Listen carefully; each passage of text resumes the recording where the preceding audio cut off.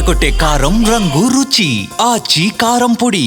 రామాచార్యని ఒక బ్రాండ్ని మీరు ఎస్టాబ్లిష్ చేసుకున్నారు కదా, సక్సెస్ సీక్రెట్స్ ఏంటండి? ఇక్కడ మాకు అడవి మాకు అసలు మీరు ప్లేబ్యాక్ సింగర్ అవ్వాలనుకున్నారా? ఎలాగా మీ నాకు గోల్ ఏంటంటే ఏదైనా సినిమా థియేటర్ పాడతా తీయగాలో మీరు ఎలా అందులో ఎంటర్ అయ్యారు? మీకే మీరు అనుకున్నారా? ఎలా జరిగింది అది ఆ ప్రస్థానం? మొట్టమొదటి ఎపిసోడ్లో చాలా భయపడుతూ పాడాను, కాళ్ళలోనికే అయింది. రాగం తానం చుక్కలతో చెప్పాలని. సో మీరు కూడా ఇన్నేళ్లలో 27 ఏళ్లలో ఉచితంగా మీరు సంగీత పాఠాలు నేర్పుతున్నారు కదా. కోల్కతాలో SRA అని ఉంటుంది, సంగీత్ రీసెర్చ్ అకాడమీ.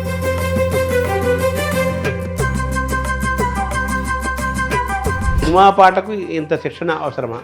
నీ కళ్ళని పట్టుకు వదలనన్నవి చూడే నా కళ్ళు, ఆ చూపుల నల్లా తొక్కుకు వెళ్ళకు చేయలేదా సాస నిజ నిజ నిజ నిజ నిగా నీ సాస.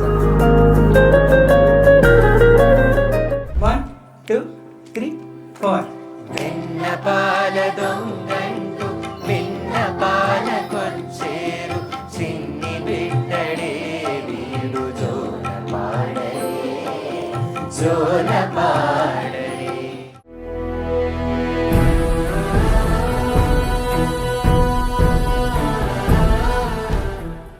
నమస్కారం. మనతో పాటు రామాచారి గారు ఉన్నారు. రామాచారి గారు అంటే ఈరోజు మనం పరిచయం చేసిన అవసరం కూడా లేదు. ప్రపంచంలో చాలామంది తెలుగు వాళ్ళందరికీ ఆయన తెలుసు. ముఖ్యంగా పిల్లలు, తల్లిదండ్రులందరికీ కూడా బాగా కనెక్ట్ అయిన ఒక ఇంటి మనిషిలాగా రామాచారి గారు మారారు. పాడుతా తీయగా చాలా ప్రసిద్ధమైన కార్యక్రమం, దాదాపు 25 ఏళ్ల పైనుంచి నడుస్తోంది. అందులో ఈరోజు పాల్గొంటున్న వాళ్ళు, ఎన్నో ఏళ్ల నుంచి పాల్గొంటున్న వాళ్ళు, అందులో విన్ అవుతున్న వాళ్ళు, గెలుస్తున్న వాళ్ళు, తర్వాత ప్లేబ్యాక్ సింగర్స్గా ఎన్నో అవకాశాలు వచ్చిన వాళ్ళు, అన్ని రకరకాలుగా సంగీతంతో ప్రయాణం చేస్తున్న వాళ్ళు, జీవితంలో వృద్ధిలోకి వచ్చిన వాళ్ళు, క్రమశిక్షణ నేర్చుకున్న వాళ్ళు చాలామంది రామాచారి గారి శిష్యులు వేలల్లో ఉన్నారు. పెద్ద ప్రయాణం అది. కేవలం హైదరాబాదే కాదు, ఆంధ్రప్రదేశే కాదు, తెలుగు రాష్ట్రాలే కాదు, ప్రపంచమంతా రామాచారి గారి శిష్యులు ఉన్నారు.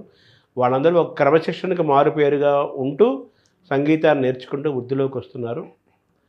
అటువంటి రామాచారి గారిని అడిగి వారి సంగీత ప్రస్థానాన్ని తెలుసుకుందాము. అలాగే వారి విజయ రహస్యాలని మనం నేర్చుకుందాము. భవిష్యత్ ప్రణాళికలు కూడా మనం తెలుసుకునే ప్రయత్నం చేద్దాం. నమస్కారం. నమస్కారం అండి. ఇంతటి విజయం ఎలా సాధ్యమైంది? ఇండివిజువల్గా మీకు రామాచారి అని ఒక బ్రాండ్ ఎస్టాబ్లిష్ అయింది కదా, అది అంత ఈజీ కానే కాదు. ఏంటి మీ విజయ రహస్యం? ముందుగా సుమన్ టీవీ యాజమాన్యానికి, ప్రేక్షకులకి నమస్కారం. ఇదంతా భగవంతుడి ఆశీస్సులు, మన పూర్వజన్మ సుకృతం. మా తల్లిదండ్రులు కొమాండూరి కృష్ణమాచార్యులు గారు, యశోదమ్మ గారు, వారు నన్ను పెంచిన విధానం, మా గురువర్యులు ఓరుగంటి లీలావతి గారు, పివి సాయిబాబా గారు, హిందుస్థానీలో జంగయ్య గారు, లలిత గారు, వీళ్ళ దగ్గర నేర్చుకున్న కిట్టప్ప గారు, వీళ్ళందరి దగ్గర నేర్చుకున్న జ్ఞానం, అలాగే ఎంతోమంది మనకి పార్షియల్గా కూడా మనకి చాలా నేర్పిస్తుంటారు. ఈ సంఘం చాలా నేర్పిస్తుంది. ఇలా ఇక్కడ సంఘంలో ఉన్నటువంటి అచీవర్స్, గొప్ప గొప్ప వాళ్ళు, పెద్దలు, వాళ్ళందరినీ మనం చూస్తుంటే ఒక స్ఫూర్తి పొందుతాం. అలా ఎంతోమంది స్ఫూర్తిదాతలు నా జీవితంలో నన్ను నడిపించారు. ఇలా ఇవన్నీ కలిసి ఒక మార్గం నాకు దొరికింది. ఆ మార్గంలో వెళ్తున్నాను.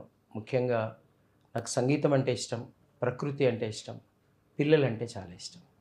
ఈ మూడింటి మేలి కలయిక ఇప్పుడు నేను చేసే పనిలో ఉంటుంది.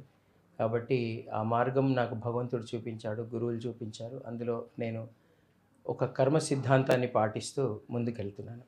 మీలాంటి వాళ్ళ అందరి ఆశీస్సులతో, తోడ్పాటుతో ప్రపంచవ్యాప్తంగా అన్ని కళా సంస్థలు, channels, YouTube channels, print media, అందరి సినిమా రంగం, అందరి తోడ్పాటుతో, అందరి ప్రోత్సాహంతో ఇది నాకు ఎలాంటి ప్రాబ్లమ్స్ లేకుండా ఈ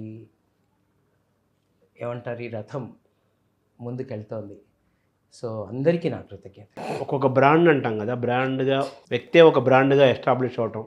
గురువులు నేదురుడి కృష్ణమూర్తి గారు అలాంటి వాళ్ళు ఉన్నారు. అలాగే పారుపల్లి రామకృష్ణ పంతులు గారు, శ్రీపాద గారు, ఇలా శ్రీమతి పినాకపాణి గారు ఇలాగా వాళ్ళకు ఒక ప్రఖ్యాతి, వాళ్ళకు గురువులుగా చాలా ఖ్యాతి తెచ్చుకున్నారు, గొప్ప గౌరవాన్ని. వాళ్ళ పట్ల ఒక గురుభావం అందరికీ, సంగీతం నేర్చుకునే వాళ్ళకే కాదు మిగతా వాళ్ళకు కూడా వాళ్ళ పట్ల ఒక గురుభావం కలిగేటట్టుగా, గురువులు అనగానే సంగీత రంగంలో వీళ్ళందరూ మనకు గుర్తుకొస్తారు. అది నిన్నటి పరంపర శాస్త్రీయ సంగీత ప్రయాణంలో ప్రపంచంలో. మీరు వచ్చేసరికి లలిత సంగీతము, సినిమా సంగీతం, ఈ నేపథ్యంలో రామాచార్యని ఒక బ్రాండ్ని మీరు ఎస్టాబ్లిష్ చేసుకున్నారు కదా, అది అడుగుతున్నాను. మీ మీ సక్సెస్ యొక్క ప్రిన్సిపల్స్ ఏంటని, సీక్రెట్స్ ఏంటని? అంటే ముందుగా ఆ, గురువులే ముఖ్య కారణం అండి. ఇప్పుడు మనం ఈరోజు ఇన్ని వేల సంవత్సరాల తర్వాత కూడా మనకి ప్రతి స్కిల్ మనకి ఇలా బతికుందంటే దానికి గురు శిష్య పరంపర, ఆ పరంపరే కారణం. ఆ, ముందుగా మొట్టమొదటి గురువులు తల్లిదండ్రులే అండి. ఇంట్లోనే తల్లి మనకి స్కూల్కి వెళ్ళే ముందే బోళ్ళని నేర్పిస్తుంది. తల్లి, తండ్రి, తాతగారులు, అమ్మమ్మ, నాన్నమ్మ గారు, మన కుటుంబ సభ్యులు. దాని తర్వాత స్కూల్కి వెళ్ళాక అనేక రకరకాల సైన్సెస్లో రకరకాల గురువులు పిల్లల్ని తీర్చిదిద్దుతారు. ముందుగా ఆ గురు శిష్య పరంపర వర్ధిల్లాలని ఆ భగవంతుడిని నేను ప్రార్థిస్తున్నాను. ఎందుకంటే ఆ గురువులు, తల్లిదండ్రులు ముఖ్య కారణం. ఎవరు ఏ స్థితిలో ఉన్నా దానికి ఇద్దరే ముఖ్య కారణం. చెప్తుంటారు భగవంతుడు డైరెక్ట్గా మన దగ్గరికి రారు, కానీ ఈ ఇద్దరి రూపంలో మాత్రం తప్పకుండా మనం మన జీవితాన్ని తీర్చిదిద్దే దైవం తప్పకుండా ఇద్దరినే మనకి ఇచ్చారని నేను నమ్ముతాను. అందులో ఒకళ్ళు తల్లిదండ్రులు, కుటుంబం, అలాగే గురువులు. కాబట్టి ఎంతోమంది గురువులను స్ఫూర్తి అండి నాకు. ఎందుకంటే గురువులే నిస్వార్థంగా తీర్చిదిద్దుతారు పిల్లల్ని. అంటే తల్లిదండ్రుల తర్వాత అంతా ఆ మాతృహృదయం, పితృహృదయంతో మనల్ని పెంచి పెద్ద చేసేది. వాళ్ళ శరీరానికి కావాల్సిన ఆహారం ఇస్తే మనకి వీళ్ళు మన మనసుకి, మన మేధకి కావాల్సిన ఆహారాన్ని వీళ్ళు ఇస్తారు. కాబట్టి ఈ గురు శిష్య పరంపర అనేది చాలా ఇంపార్టెంట్ అనేది నాకు తెలిసిందండి. ఎందుకు తెలిసిందంటే నేను చిన్నప్పుడు పాటలు పాడేవాడిని. పల్లెటూరులో పుట్టాను నేను. మెదక్ జిల్లా శివంపేట అని ఒక ప్లేస్లో పుట్టాను, పెద్ద గుట్మిట్ల. అక్కడ నేను పెరిగాను. అక్కడ మాకు అడవి, మాకు అసలు శాస్త్రీయ సంగీతము అంటూ ఉంటుంది, దీనికి ఒక కోర్సు ఉంటుంది అనేది కూడా మాకు తెలియదండి. అక్కడ ఉండే జానపద కళలు, ఒగ్గు కథలు, వీధి నాటకాలు, తర్వాత ఈ కోలాటము, భజనలు మా ఊర్లో గుళ్ళో, ఇవన్నిటితో పెరిగాను నేను. ముందు నాకు జానపదమే పరిచయం. ప్రకృతి, అడవులు, అక్కడుండే పశుపక్షాదులు, జానపద సంగీతం, ఇందులో నేను పెరిగిందనమాట. నేను అదే వింటూ అవే నేను పాడుతూ ఉండేవాడిని. సో తర్వాత రేడియోలో వచ్చే పాటలు వింటూ నేర్చుకొని అలా మా స్కూల్లో ఫంక్షన్స్లో పాడుతుండేవాడిని. 16వ ఏట దాకా నాకు సంగీతం తెలియదండి. తర్వాత నాకు ఒక భారతి అనే ఒక అక్క అక్కడికి ఏదో ఒక ట్రైనింగ్ కోసం వచ్చారు, రూరల్ ట్రైనింగ్ ఇవ్వడానికి. నాలోని ప్రతిభ చూసి నన్ను మోటివేట్ చేసింది అక్క. హైదరాబాద్లో సంగీతంకే ఒక కోర్స్ ఉంటుంది నాన్న, అన్నీ ఇప్పుడు BA, BCom, బీటెక్ లాగే మ్యూజిక్లో కూడా ఉంటాయి, కాలేజీలు ఉంటాయని ఆవిడ నాకు అవగాహన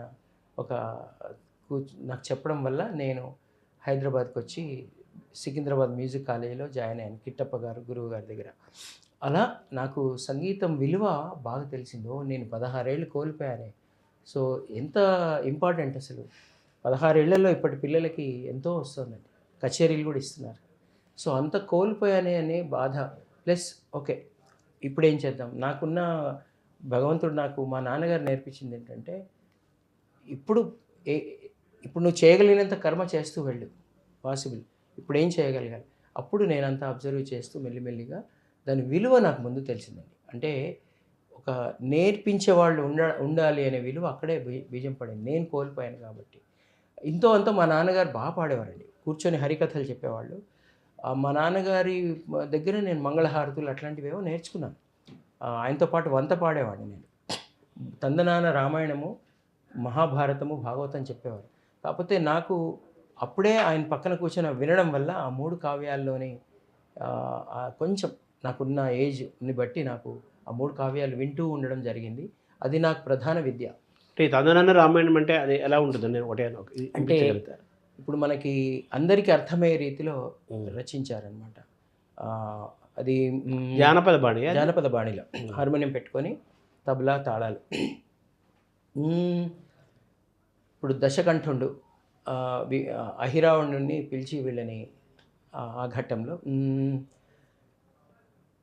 దశకంఠుండు కోపమునొందా తనలో తానే తాపమునొందా దశరథ సుతుని జంపదలచినాడే రావణుడు అని మా నాన్నగారు పడితే మేము వంతలు బుర్రకథ స్టైల్ కూడా ఉంది. రామయ్య రావయ్య రావయ్య రామయ్య అహిరావణుని బిల్వదలచినాడే రావణుడు రామయ్య రావయ్య రామయ్య రావయ్య.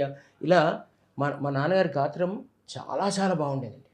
అసలు ఎంత అంటే ఆయన గనక సినిమా ఇండస్ట్రీలో ట్రై చేస్తే ఒక పెద్ద ప్లేబ్యాక్ సింగర్ అయ్యేవారు. మా నాన్నగారి గాత్రం అంత, ఆయన గాత్రంలో నాకు ఒక సగం, ఒక 60% వచ్చి ఉంటుంది. అయితే అది నాకు ఫస్ట్ వచ్చిన ఇదేంటంటే, అయ్యో నేను నేర్చుకోలేకపోయాను. నేర్చుకోవడం అనేది ఎంత ఇంపార్టెంట్ అనేది అక్కడ నాకు కలిగిన దాంతో ఇంకా నేను నేర్చుకుంటూ అలా ముందు మనం పైకి రావాలి కదా. ముందు అందరి గురువుల దగ్గరికి వెళ్ళి అలా నేర్చుకుంటూ మళ్ళీ మళ్ళీ ఆగిపోయింది. మళ్ళీ నాకు ఇంటర్మీడియట్ మేడ్చల్లో చదవడం, మళ్ళీ అక్కడి నుంచి వచ్చి నేర్చుకోవడం, ఇలా బ్రోకెన్గా నేర్చుకుంటూ ఓరుగంటి లీలావతి గారి దగ్గర ఎప్పుడైతే నేను జాయిన్ అయ్యానో అప్పటి నుంచి కొంచెం కంటిన్యూస్గా నేర్చుకోవడం అనేది జరిగింది. తర్వాత పివి సాయిబాబా గారు నాకు లలిత సంగీతం నేర్పించడం మొదలెట్టారు. దీనికి నేపథ్యం, దీనికి కారణం కూడా రేడియో అక్కయ్య గారు. నేను బాల వినోదంలో పాడేవాడిని, ఆకాశవాణి బాల వినోదంలో పాడినప్పుడు అక్కయ్య గారు, జానకి రాణి గారు నన్ను బాగా ప్రోత్సహించారు. మొట్టమొదటి అంటే ఎవరో ఒకళ్ళు మనకి చెయ్యి పట్టి నడిపించాలా, నా మొట్టమొదటి చెయ్యి అందించి నడిపించిన తల్లి మాకు తురగా జానకి రాణి గారు, రేడియో అక్కయ్య గారు. ఆవిడే అందరికీ పరిచయం చేయడం మొదలెట్టారు. అక్కడి నుంచే మొదలే సాయిబాబా గారి పరిచయం. ఎన్ఎస్ శ్రీనివాసన్ గారు, గురువు గారు, మహా విద్వాంసులు, వేణు వాయిద్య, ఆయనకు పరిచయం చేస్తే ఆయన నాకు నన్ను చూశారు, నా పాట విని, సరే ముందు నుంచి బేసిక్స్ నుంచి నేర్చుకోవాలరా నువ్వు అని ఆయన శిష్యురాలైన ఓరుగంటి లీలావతి గారికి పరిచయం చేయడం, అక్కడి నుంచి నేను నేర్చుకోవడం, తర్వాత సాయిబాబా గారి దగ్గర అలా నేర్చుకుంటూ వచ్చాను. అది నాకు ఫస్ట్ స్ఫూర్తి. నేర్పించాలని అప్పుడు ఏమీ అనిపించలేదండి, కానీ దాని విలువ తెలిసిన నేపథ్యం ఫస్ట్. తందనాన రామాయణం ఎందుకన్నారు దాన్ని? తందాన తానని అలా కోరస్ అంతా పాడేవాళ్ళం. అంటే భజన అసంప్రదాయం ఉంది అందులో. ఇది నాన్నగారు కూర్చొని హార్మోనియం పెట్టుకొని అలా వాయిస్తూ అది పాడుతూ దాని వ్యాఖ్యానం, దాంట్లో ఉండే అద్భుతంగా, అంటే ఎంత వివరణతో చెప్పేవాళ్ళు అంటే ఒక్కొక్క పాత్రని, ఆ పాత్ర స్వభావాన్ని వర్ణిస్తూ మా నాన్నగారు చెప్పింది విన్న తర్వాత అది నాకు పెద్ద పర్సనాలిటీ డెవలప్మెంట్. అసలైన విద్య నా నాన్నగారితోనే వచ్చింది. అంటే మీ తొలి గురువు మీ నాన్నగారే అని చెప్పాలి. నాన్నగారే అని చెప్పాలి అన్నిట్లో. తర్వాత అమ్మగారు నాకు అన్నం తినిపిస్తూ చిన్న చిన్న పాటలు పాడుతూ, మా అమ్మగారి వాయిస్ కూడా బాగుంటుంది కానీ చాలా లలితంగా ఉంటుంది. నాకు తినిపిస్తూ ఏవో మంగళహారతులు, ఏదో దేవుడి పాటలు, లేకపోతే సినిమాల్లో విన్న పాటలు, మా అమ్మగారు విన్న పాటలు ఏవో జనని శివకామిని అలా ఏదో పాడుతూ నాకు భోజనం పెట్టేవారు అమ్మ. అట్లా మాకు ఆ సంగీతం అనేది ఇన్కల్కేట్ అయింది అప్పుడే. తర్వాత మా జానపద కళాకారులు, మా ఊర్లో ఉండే ఒగ్గు కథలు, వీధి నాటకాలు, భజనలు, ఈ జానపద కళాకారులు ఇవంతా వాళ్ళ నుంచే నా ఫస్ట్ గురువులు జానపద కళాకారులు. ఫస్ట్ మా అమ్మ నాన్న జానపద కళాకారులు, మా ప్రకృతి. సో మీ జీవితము, మీ పొద్దున్న నుంచి రాదాకా పాటతోనే మీ ప్రయాణం. సో మీరు పాఠాలుగా చెబుతున్నారు, అది తెలిసిందే. మామూలు మీకోసం మీరు బాగా ఎక్కువగా ఇష్టంగా పాడుకునే పాటలు ఏముంటాయి? ఈ శాస్త్రీయ సంగీతం ఉంటుందా, లలిత సంగీతమా, ఇంకేమేమి ఉంటాయి యాక్చువల్గా బాగా పాడుకుంటే మీకు ఇష్టమైన పాటలు? అంటే మనకి సంగీతంలో రకరకాల జానర్స్ ఉంటాయండి. శాస్త్రీయ సంగీతం, లలిత సంగీతం, సినిమా సంగీతం, జానపద సంగీతం, అన్ని రకాల పాటలు నేను పాడుకుంటానండి. ముఖ్యంగా నేను వచ్చిందే పల్లె నుంచి వచ్చాను కాబట్టి నేను చిన్నప్పుడు అంతా జానపద గీతాలు, పల్లె గీతాలు వినే పెరిగినాను నేను. అట్లా నాకు చాలామంది అనుకుంటారు నేను సినిమా పాటలు, భక్తి గీతాలు పాడతానని, కానీ అన్నీ పాడుకుంటాను నేను జానపద గీతాలు కూడా పాడుకుంటుంటాను. చాలా అద్భుతమైన కవులు, కళాకారులు ఇక్కడ మన గడ్డ మీద పుట్టిన గొప్పవాళ్ళు, వాళ్ళు వాగ్గేయకారులండి. అంటే వాళ్ళే రచించి, వాళ్ళే స్వరపరిచి, వాళ్ళే పాడి ఎంత ఉత్తేజం కలుగుతుందంటే ఆ పాటల్లో మన కష్టం ఉంటుంది, మన జీవితం ఉంటుంది, మన ఆవేశం, మన ఆక్రోశం అన్నీ ఉంటాయి ఈ పాటలో. మొత్తం జీవితం అంతా ఈ పాటలు వింటుంటే నా పల్లెటూరు నాకు అనిపిస్తుంది. కొన్ని మీకు పాటలు పాడి వినిపిస్తాను. నాకు చాలా వాళ్ళందరికీ, ఆ మహానుభావులందరికీ నేను వందనాలు చేస్తూ ఈ పాట పాడతాను. వీళ్ళంతా తెలంగాణ నేలపై ఉదయించిన మహనీయమైన వాగ్గేయకారులండి. వాగ్గేయకారులు అండి, మామూలు వాళ్ళు కాదు. వాళ్ళు వాళ్ళ వాళ్ళు ఎంతోమందిని ఉత్తేజపరిచారు ఆ పాటలతో, ఎంతమంది జీవితాన్ని ఆవిష్కరించారు. సో ఆ పాటలు వింటుంటే నాకు ఆ దృశ్యం అంతా కనిపిస్తుంటుంది. నా పల్లెటూరు, నా పల్లెలో ఉండే కష్ట సుఖాలన్నీ. సుద్దాల హనుమంతు గారు మహానుభావులు, ఆయన రచించిన పాట. అశోక్ తేజ గారి నాన్నగారు. అశోక్ గారి నాన్నగారు. పల్లెటూరి పిల్లగాడ పసులగాసే మొనగాడ, పల్లెటూరి పిల్లగాడ పసులగాసే మొనగాడ, పాలు మరిసి ఎన్నాళ్ళయిందో ఓ పాల బుగ్గల జీతగాడ, కొలువు కుదిరి ఎన్నాళ్ళయిందో.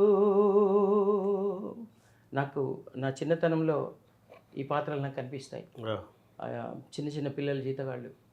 సో మళ్ళీ అందశ్రీ అన్న గారు ఎన్ని రాశారు, బోల్డ్ అని పాటలు.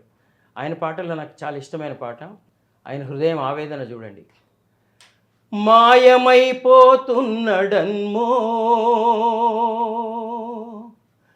మనిషన్నవాడు,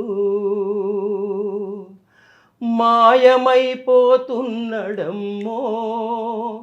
మనిషన్నవాడు, ఓ మచ్చుకైనా కానరాడు, మానవత్వం ఉన్నవాడు, ఓ మచ్చుకైనా కానరాడు, మానవత్వం ఉన్నవాడు, నూటికో కోటికో ఒక్కడే ఒక్కడు, నూటికో కోటికో ఒక్కడే ఒక్కడు, యాడనున్నడు గాని కంటికే కనరాడు, మాయమైపోతున్నడమ్మో మనిషన్నవాడు, ఓ మచ్చుకైనా కానరాడు, మానవత్వం ఉన్నవాడు. ఇవన్నీ ఎంత గొప్ప పాటలండి. అట్లే మనకు చిన్నప్పుడు ఒక సినిమా వచ్చిందండి, మా భూమి అని. మా పెద్దోళ్ళు చెప్తారు, అక్కడ మా ఊరి పక్కనే షూటింగ్ అంతా చేసిందని. బండి యాదగిరి అన్న పాట ఇది. బండెనక బండి గట్టి 16 బండ్లు గట్టి, ఏ బండ్లే వస్తావు కొడుకో నైజాము సరుకరోడా, బండెనక బండి గట్టి 16 బండ్లు గట్టి, ఏ బండ్లే వస్తావు కొడుకో నైజాము సర్కరోడా, నాజీల మించినవురో నైజాము సర్కరోడా, స్త్రీ పురుషులంతా కలిసి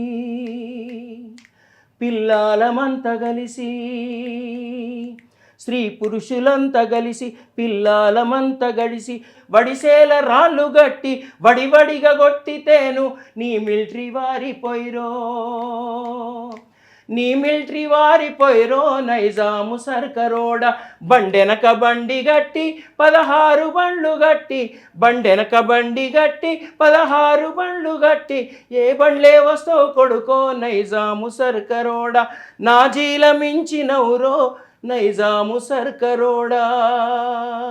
ఈ పాట గద్దర్ నోట గద్దరే రాశారు అనుకుంటారు మామూలుగా, ఎవరైనా చాలా మంది తెలియని వాళ్ళు. గోరెటెంకన్న గారి పాటలో నాకు చాలా ఇష్టమైన పాట పల్లె కన్నీరు. పల్లె కన్నీరు వెడుతుందో, పల్లె కన్నీరు వెడుతుందో, కనిపించని కుట్రల నా తల్లి బందీ అయిపోతుందో, కనిపించని కుట్రల పల్లె కన్నీరు వెడుతుందో. ఈ పాట ఒకటి. అట్లే గోరెటెంకన్న పాటల్లో ఇంకొక పాట మన తెలంగాణ బ్రెత్లెస్ అంటారు. అది మా స్టూడియోలోనే రికార్డ్ చేశారు. అన్న వచ్చి కూర్చొని నేనే టేక్ తీసుకున్నాను. మా కొడుకు సాకేత్ కొమాండూరి పాడింది ఈ పాట. తర్వాత నా స్టూడెంట్ కార్తిక్ కొడకండ్ల కంపోజ్ చేశారు. పూసిన పున్నమి వెన్నెలమేన తెలంగాణ వీణ, వాసిగ చరితల వెలుగొందిన గత వైభవాల కోన అనే ఇట్లా బ్రెత్లెస్, తెలంగాణ బ్రెత్లెస్ ఇదొక పాట. అట్లానే గూడాంజన్న గారి పాట మీకు ఎంత మనకు సినిమాలో కూడా పెట్టిన పాట. ఊరు మనదిరో ఈ వాడ మనదిరో, ఊరు మనదిరా ఈ వాడ మనదిరా, పల్లె మనదిరా ప్రతి పనికి మనం రా, సుత్తె మనది కత్తి మనది పలుగు మనది పార మనది, బండి మనదిరో బండ్లెడ్లు మనవిరో, బండి మనదిరో బండెడ్లు మనవిరో, నడుమ దొరయేందిరో ఈడి పీకుడేందిరో, ఊరు మనదిరో. తర్వాత గద్దర్ అన్న పాటలు అన్నీ ఇంకా ఎట్లా ఉంటాయో తెలుసు కదా మీకు. జరా భద్రం కొడుకో ఓ కొడుకో కొమురన్నా, జరా పైలం కొడుకో ఓ కొడుకో కొమురన్నా. అట్లే ఇంకొక మంచి పాట, చాలా ఎమోషనల్ పాట. నీ పాదం మీద పుట్టుమచ్చనై చెల్లెమ్మా, తోడబుట్టిన రుణం తీర్చుకుంటనే చెల్లెమ్మా, నీ పాదం మీద పుట్టుమచ్చనై చెల్లెమ్మా, తోడబుట్టిన రుణం తీర్చుకుంటనే చెల్లెమ్మా. అట్లే మనకి వరంగల్ నుంచి వరంగల్ శంకర్ అన్న, అట్లే వరంగల్ సీన్ అన్న అని ఉంటాడు, సారంగపాణి అన్న, వీళ్ళ పాటలు అద్భుతమైన పాటలు నాకు. అల్లోనే రెడల్లో అల్లోనే రెడల్లో, అల్లల్లనే రెడీ అల్లనే రెడీ అల్లోనే రెడల్లా, ఈ పాట మీరు వినుంటారు శంకరన్న పాడుతుంటే. మా అట్లే సీనన్న అని ఉన్నారు, వరంగల్ సీనన్న. తయ్యం తత్తయ్యం తత్తయ్యం లంబాడోళ్ళం కాదు మేము, ఏ బాపు బంజారోళ్ళం. అలాగే మన రసమయ్యన్న పాడిన పాట కూడా, మీ 6 గుర్రాలు మా 6 గుర్రాలు 12 గుర్రాల బగ్గిపోతుంది బగ్గిపోతుంది బగ్గిపోతుంది బగ్గిపోతుంది. ఇవన్నీ కూడా ఈ పాటలు ఆ రిధంలో, ఆ డప్పులు, ఆ డోలకులు, దాంతో ఒకళ్ళు పాడుతుంటే అంత గ్రూప్గా కోరస్ పాడుతుంటే మనకి అసలు ఎంత ఉత్తేజం కలుగుతుందంటే అంత ఉత్తేజం కలుగుతుంది. సో ఇలా పల్లెటూరులో నేను చాలా చిన్నప్పుడు కూడా పల్లె పాటలు, ఒగ్గు కథలు, తర్వాత వీధి నాటకాలు ఇవన్నీ వింటూ పెరిగి, తర్వాత 16వ ఏట నేను శాస్త్రీయ సంగీతం నేర్చుకోవడం మొదలెట్టినాను. దాని తర్వాత ఇంకా లలిత సంగీతం, సినిమా సంగీతంకి తర్వాత వచ్చిన సినిమా సంగీతాన్ని. మరి ఇప్పుడు కూడా నేను ఈ పాటలన్నీ వింటుంటాను. విని ఈ పాటల్లో మీరు బాగా గమనిస్తే ఈ పాటలు ఆర్టిఫిషియల్గా రాసిన పాటలు కావు. ఏదో ఎవరో అడిగితే, ఇప్పుడు మనకు కొన్ని పాటలు ఒకళ్ళు అడుగుతారు, మాకు ఈ సినిమాకో లేకపోతే దీనికో ఈ సీరియల్కో రాయండి అంటారు. ఇది ఎట్లా కాదు, గుండెలోంచి వచ్చిన పాటలు, మట్టిలోంచి వచ్చిన పాటలు, మట్టిలోంచి వచ్చిన పాటలు, జీవితంలోంచి వచ్చిన పాటలు, కడుపు మండి కడుపు రగిలి కడుపు కాలి వచ్చిన పాటలు ఇవన్నీ కూడా. ఇవి ఎప్పుడు ఇంకా ఎట్లా ఉంటాయంటే ఇవన్నీ పాటలు కావు, తూటాలు. ఎప్పుడు ఉత్తేజంగా ఉంటాయి, వాళ్ళ ఆవేదన ఉంది, అర్థం. కొన్ని లక్షల కోట్ల మందిని ఇవి కదిలించాయి, నిద్ర లేపినాయి, ముందుకు నడిపించాయి. వాళ్ళకందరికీ మరొకసారి వందనాలు. తల్లిదండ్రులు వాళ్ళే తొలి గురువులు, అలాగే ప్రకృతి అనేది మీ ఆకర్షణ. తర్వాత ఏమో అక్కడ జానపదాలు, ఒగ్గు కథలు, ఇవన్నీ కూడా హరికథ కూడా ఉంది కదా. హరికథలు మేము యాదగిరిగుట్ట అనే క్షేత్రం ఉందండి.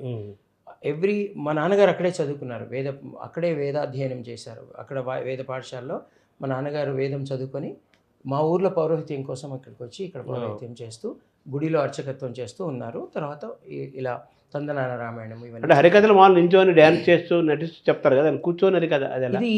ఇది ఇలాగే చెప్తారు. తమిళ సంప్రదాయం, ఇది తమిళ సాంప్రదాయం అది ఏ సాంప్రదాయం నాకు తెలియదండి. నాకు బుద్ధి వచ్చేసరికల్లా ఇలా కూర్చొని హార్మోనియం పెట్టుకొని మా నాన్నగారు వాయిస్తూ పాడుతూ అది పాడుతూ దాని గురించిన చక్కగా.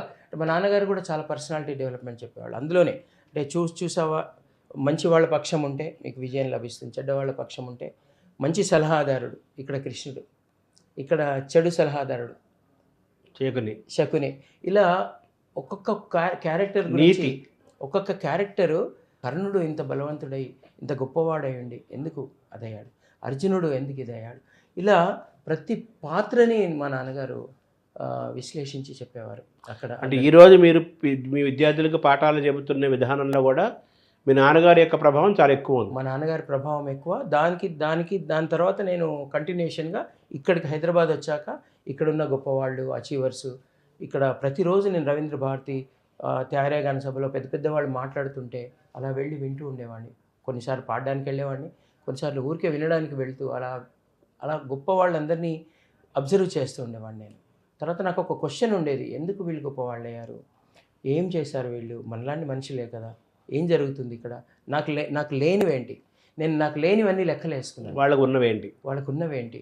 నా తోటి విద్యార్థులు ఎంతో చాలా యాక్టివ్గా ఉండేవాళ్ళు, అయ్యో నేనెందుకు ఇలా ఉన్నాను, నేను ఇలాగే ఉంటానా, ఇంతకంటే బాగుపడగలనా, ఈజ్ ఇట్ పాసిబుల్, ఇలాంటి క్వశ్చన్స్ అన్నీ నాకు నేను ఎక్కడైనా కూర్చొని వేసుకుంటూ ఉండేవాడిని. చేయాలంటే నేనేం చేయాలి నాకున్న పరిధిలో. అలా ఆశావాదం నాకు ఎక్కువ. అంటే ఎందుకు మనం కష్టపడితే ఒక ఈ మెట్లు ఎక్కలేమా అనే క్వశ్చనింగ్ బాగా ఉండేది నాకు. నేను ఎందుకు అవ్వకూడదు, నేను ఇప్పుడు ఏం చేయాలి అంటే, నేను చెప్పాను కదా, మా నాన్నగారు నాకు ఇచ్చిన జ్ఞానం ఏంటంటే కర్మ సిద్ధాంతం. నీ పని నువ్వు చిత్తశుద్ధితో, లేజినెస్ లేకుండా, నీ చాతనైనంత డూ యువర్ బెస్ట్ చేసుకుంటూ వెళ్ళిపో. ఉన్న పరిధిలో నువ్వు దాన్ని మలుచుకో, నీకున్న దాన్ని నువ్వు అభివృద్ధిలోకి రావడానికి కావాల్సినంత డిజైన్ చేసుకో. మనసుని నీకున్న పరిధిలో నువ్వు ఎదుగుతూ వెళ్ళిపో. ఆ ఫలితాలు దాని సారాంశం ఈరోజు మీకు బాగా అర్థమవుతుంది కదా. తప్పకుండా అండి. ఇప్పుడు నేను చెప్పే ప్రతి మాట నాదండి. అనుభవం. తల్లిదండ్రులు, గురువులు, పెద్దవాళ్ళందరూ వాళ్ళతోని అంటే అటు నేర్చుకుంటూ ఇటు నేర్పించడం అంతే. ఇప్పుడు కూడా నేను విద్యార్థినేనండి. నేను నమ్ముతాను అది. నేను మా పిల్లలకు కూడా అదే చెప్తాను, ఏ రోజైతే మీరు నేర్చుకోవడం, సాధన చేయడం ఆపుతారో అదే రోజు మీరు పాడడం ఆపేయండి. అలాగే నేను కూడా ఏ రోజు నేను నేర్చుకోవడం ఆపేస్తానో అదే రోజు నేను నేర్పించడం ఆపేస్తాను. ఎందుకంటే నేర్చుకున్న రోజులే మనకు పనిచేసే అర్హత ఉంటుంది. అందుకే ఎవరైనా సరే అండి, ఇప్పుడు డాక్టర్స్ అయినా, లాయర్స్ అయినా, ఆ సాఫ్ట్వేర్ అయినా ఎప్పటికప్పుడు అప్గ్రేడ్ చేసుకుంటారు కదండి. లేకపోతే మనం మూలపడిపోతాం. ప్రతి రంగంలో అంతండి. ఏ సైన్స్ అయినా మనం డెవలప్ అవుతూ ఉంటుంది. కొత్తవే. ఇంకోటి, పాతవే ఎన్ని నేర్చుకున్నా అండి, నేను ఇంత నేర్చుకున్నాను నేను. అదే మన సంగీతం అనే సముద్రం, అందులో నేను నేర్చుకునేది ఎంతండి. అందుకే నా పని ఒకటేనండి, నేను నేర్చుకుంటూ, నేను సాధన చేస్తూ పిల్లలకి నేర్పిస్తాను. నాకంటే ఎక్కువ వచ్చిన వాళ్ళ దగ్గర నేర్చుకుంటున్నాను, నాకంటే తక్కువ వచ్చిన పిల్లలకి నేర్పిస్తాను. అది దాని కాన్సెప్టే అది కాదు. అంతే అండి. ఇది నేను ఊరికే ఏదో దీనికి చెప్పడం కాదండి. ఐఎమ్ డూయింగ్ దిస్ ఓన్లీ అండి. ఇది నేను ఆనెస్ట్గా చెప్తున్నాను. అదే, కొంతమందికి మీరు గురువులు, కొంతమందికి మీరు శిష్యులు. అదే కదా దాని థియరీ. తర్వాత మీరు శాస్త్రీయ సంగీతం, కర్ణాటక సంగీతం, హిందుస్థానీ కూడా నేర్చుకున్నారా? హిందుస్థానీ కూడా నేను పార్షియల్గా, అంటే మాకు సినిమా సంగీతంలో అండి కొంచెం హిందుస్థానీ ప్రభావం ఎక్కువ ఉంటుంది పాటల మీద. కానీ ఈవెన్ రాజేశ్వరరావు గారు వాళ్ళు కూడా చాలా హిందుస్థానీ నేర్చుకున్నారు. అవును, రమేష్ నాయుడు వాళ్ళు అక్కడ కోల్కతాలో అక్కడ వెళ్ళి హిందుస్థానీ నేర్చుకున్నారండి. వాళ్ళు వాడే రాగాలు ఎక్కువ హిందుస్థానీ ఛాయల్లో ఉంటాయి పాటల్లో.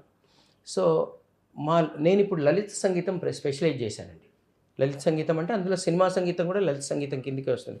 సినిమా సంగీతం వేరు, లలిత సంగీతం వేరు అనుకుంటారు. కాదు, ఒక పాట, ఆ పాటని దృశ్యంగా మలిస్తే అది సినిమాలో పెడితే అది సినిమా పాట అవుతుంది.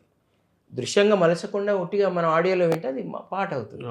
అది కాబట్టి ఎన్నో పాటలు, ఈవెన్ లలిత సంగీతం పాటలు మనకి ఎన్నో లలిత సంగీతం పాటలు సినిమాలో పెట్టారు కదండి. అంటే సినిమా పాటకి, సినిమా సంగీతానికి ఉపయోగపడుతుందని మీరు లలిత సంగీతము, హిందుస్థానీ ఎక్కువ నేర్చుకున్నారా? ఎలా? లలిత సంగీతం బాగా స్పెషలైజ్ చేశాను. అంటే ఇప్పుడు ఇక్కడ నేను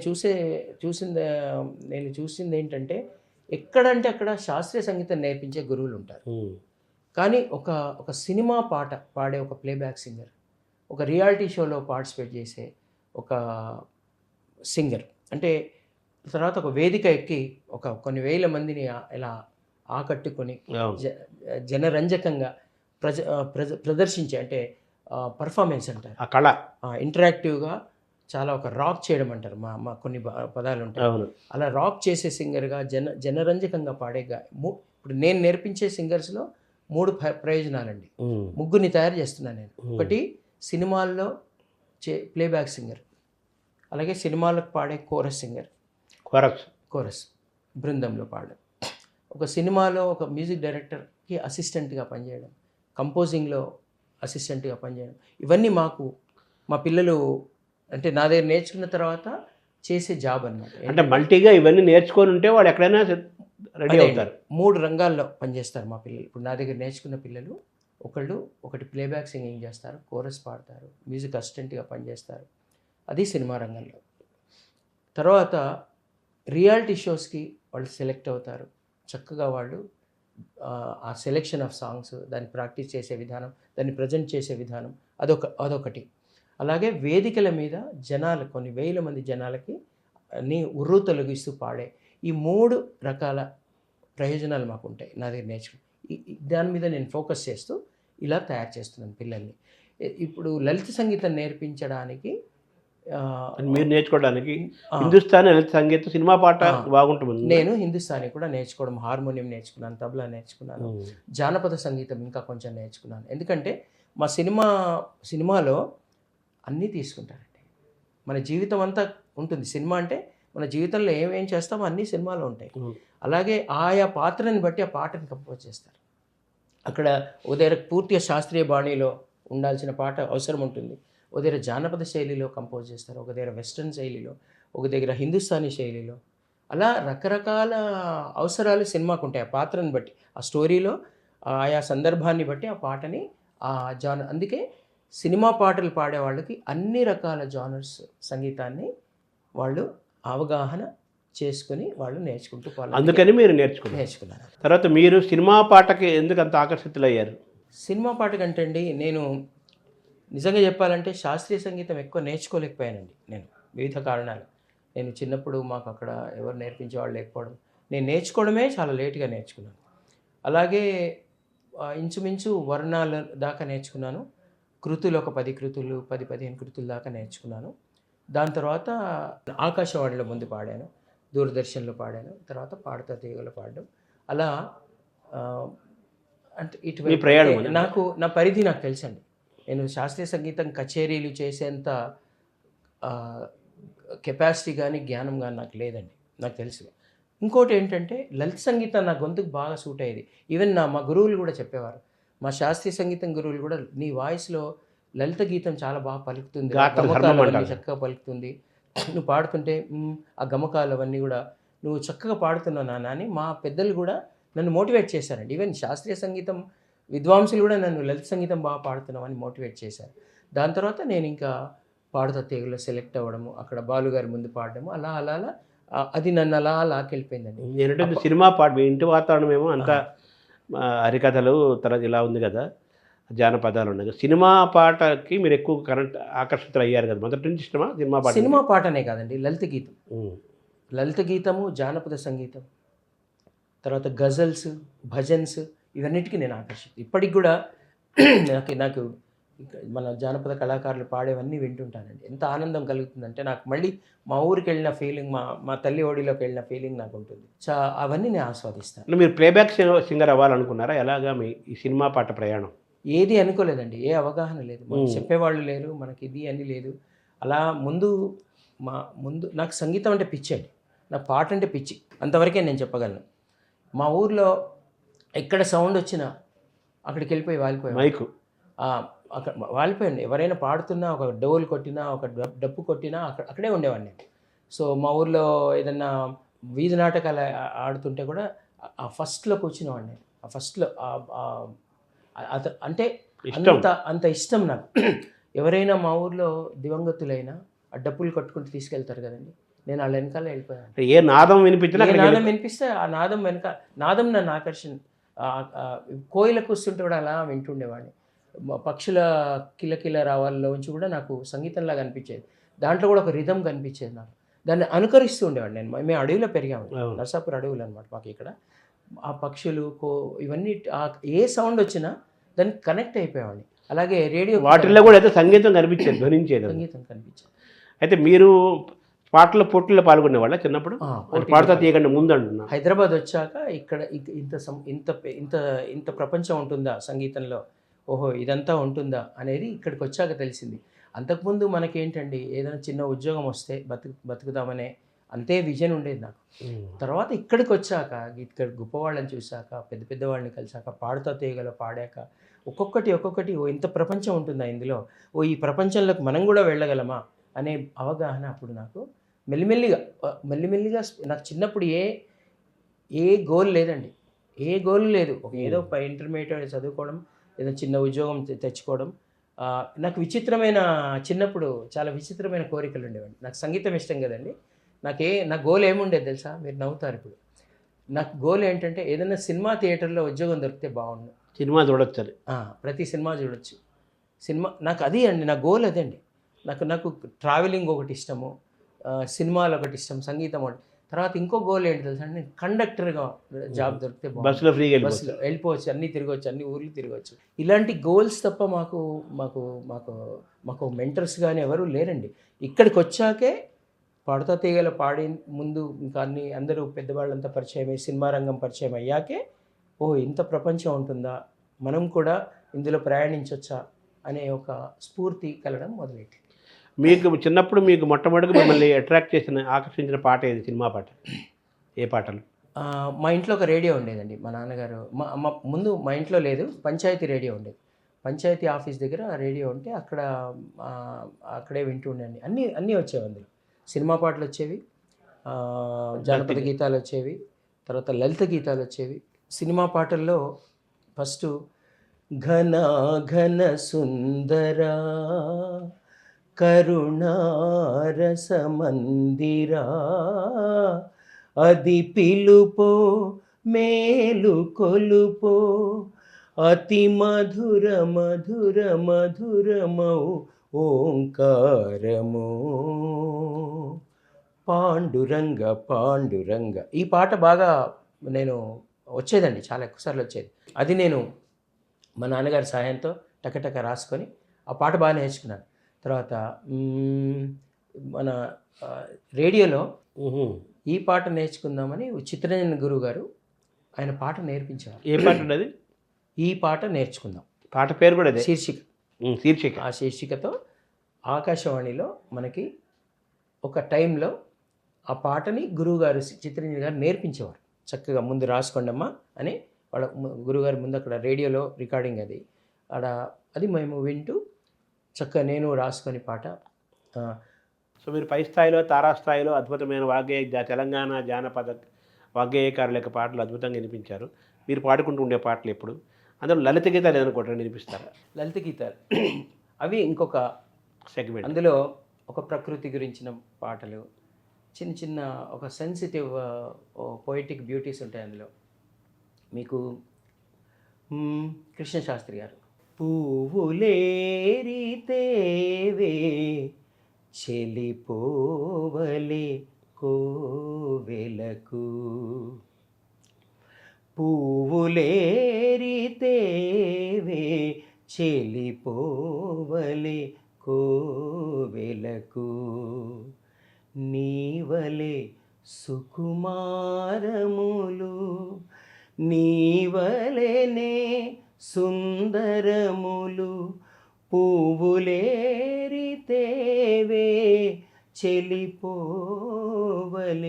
కోవెలకు. ఇది దేశరాగమా ఇది? అలాగే మనసాయరా మాధవ నిన్ను చూడ మదిలోన దరి చేర ముదమార నిను వేడ మనసాయరా మాధవ.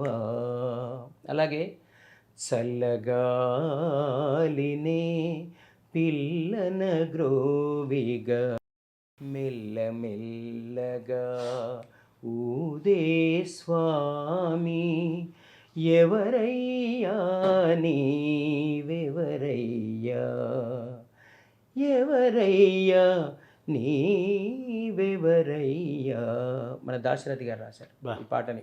ఇంతకుముందు మనసాయర మాధవ శారదా అశోకవర్ధన్ గారు, ఇంతకుముందు నేను పాడిన పువ్వులేరితేవే కృష్ణశాస్త్రి గారు, అలాగే మన నారాయణ రెడ్డి గారు రాసిన పాట గళముంటే స్వరవిహంగం ఎగరదా గాంధర్వం జగతి సర్వం విరియదా గళముంటే. అలాగే అమ్మంటే ఎవరో తెలుసా ఆ జన్మంటే ఏమో తెలుసా నేల మీద ఉదయించిన దేవతరామ్మ, కన్నీళ్ళు సనుబాలు కలబోస్తే ఆ జన్మ. మన నారాయణ రెడ్డి గారు. అలాగే ఇప్పుడు పాలుగుమి గారి పాట ఒకటి ఉంది. అమ్మ దొంగ నిన్ను చూడకుంటే నాకు బెంగ, కొంగట్టుకు తిరుగుతూ ఏవో ప్రశ్నలడుగుతూ గలగలమని నవ్వుతూ కాలం గడిపే నిన్ను చూడకుంటే నాకు బెంగ, అమ్మ దొంగ నిన్ను చూడకుంటే నాకు బెంగ. తేనెల తేటల మాటలతో మన దేశమాతనే కొలిచెదమా, భావం భాగ్యం కూర్చుకొని ఇక జీవనయానం చేయుదమా, సరిగమ పదని స్వరాలే మది పాడే జనన జనన లయగతిలో తనువాడే, స్వరతాళ సంగమమీ గీతము హృదయాల రవళించు సంగీతము. ఇది ఎవరిది? ఇది కలగ గారి, కలగ కృష్ణమోహన్ గారు. ఇంతకుముందు తేనెల తేటల మాటల ఇంద్రగంటి గారి. అవును. సో ఇలా మీరు నన్ను లలిత సంగీతం పాడమనండి, ఒక ఫుల్ కచేరీ చేయగలను. అలాగే జానపద గీతాలు పాడమనండి, ఒక ఫుల్ కచేరీ చేయగలను.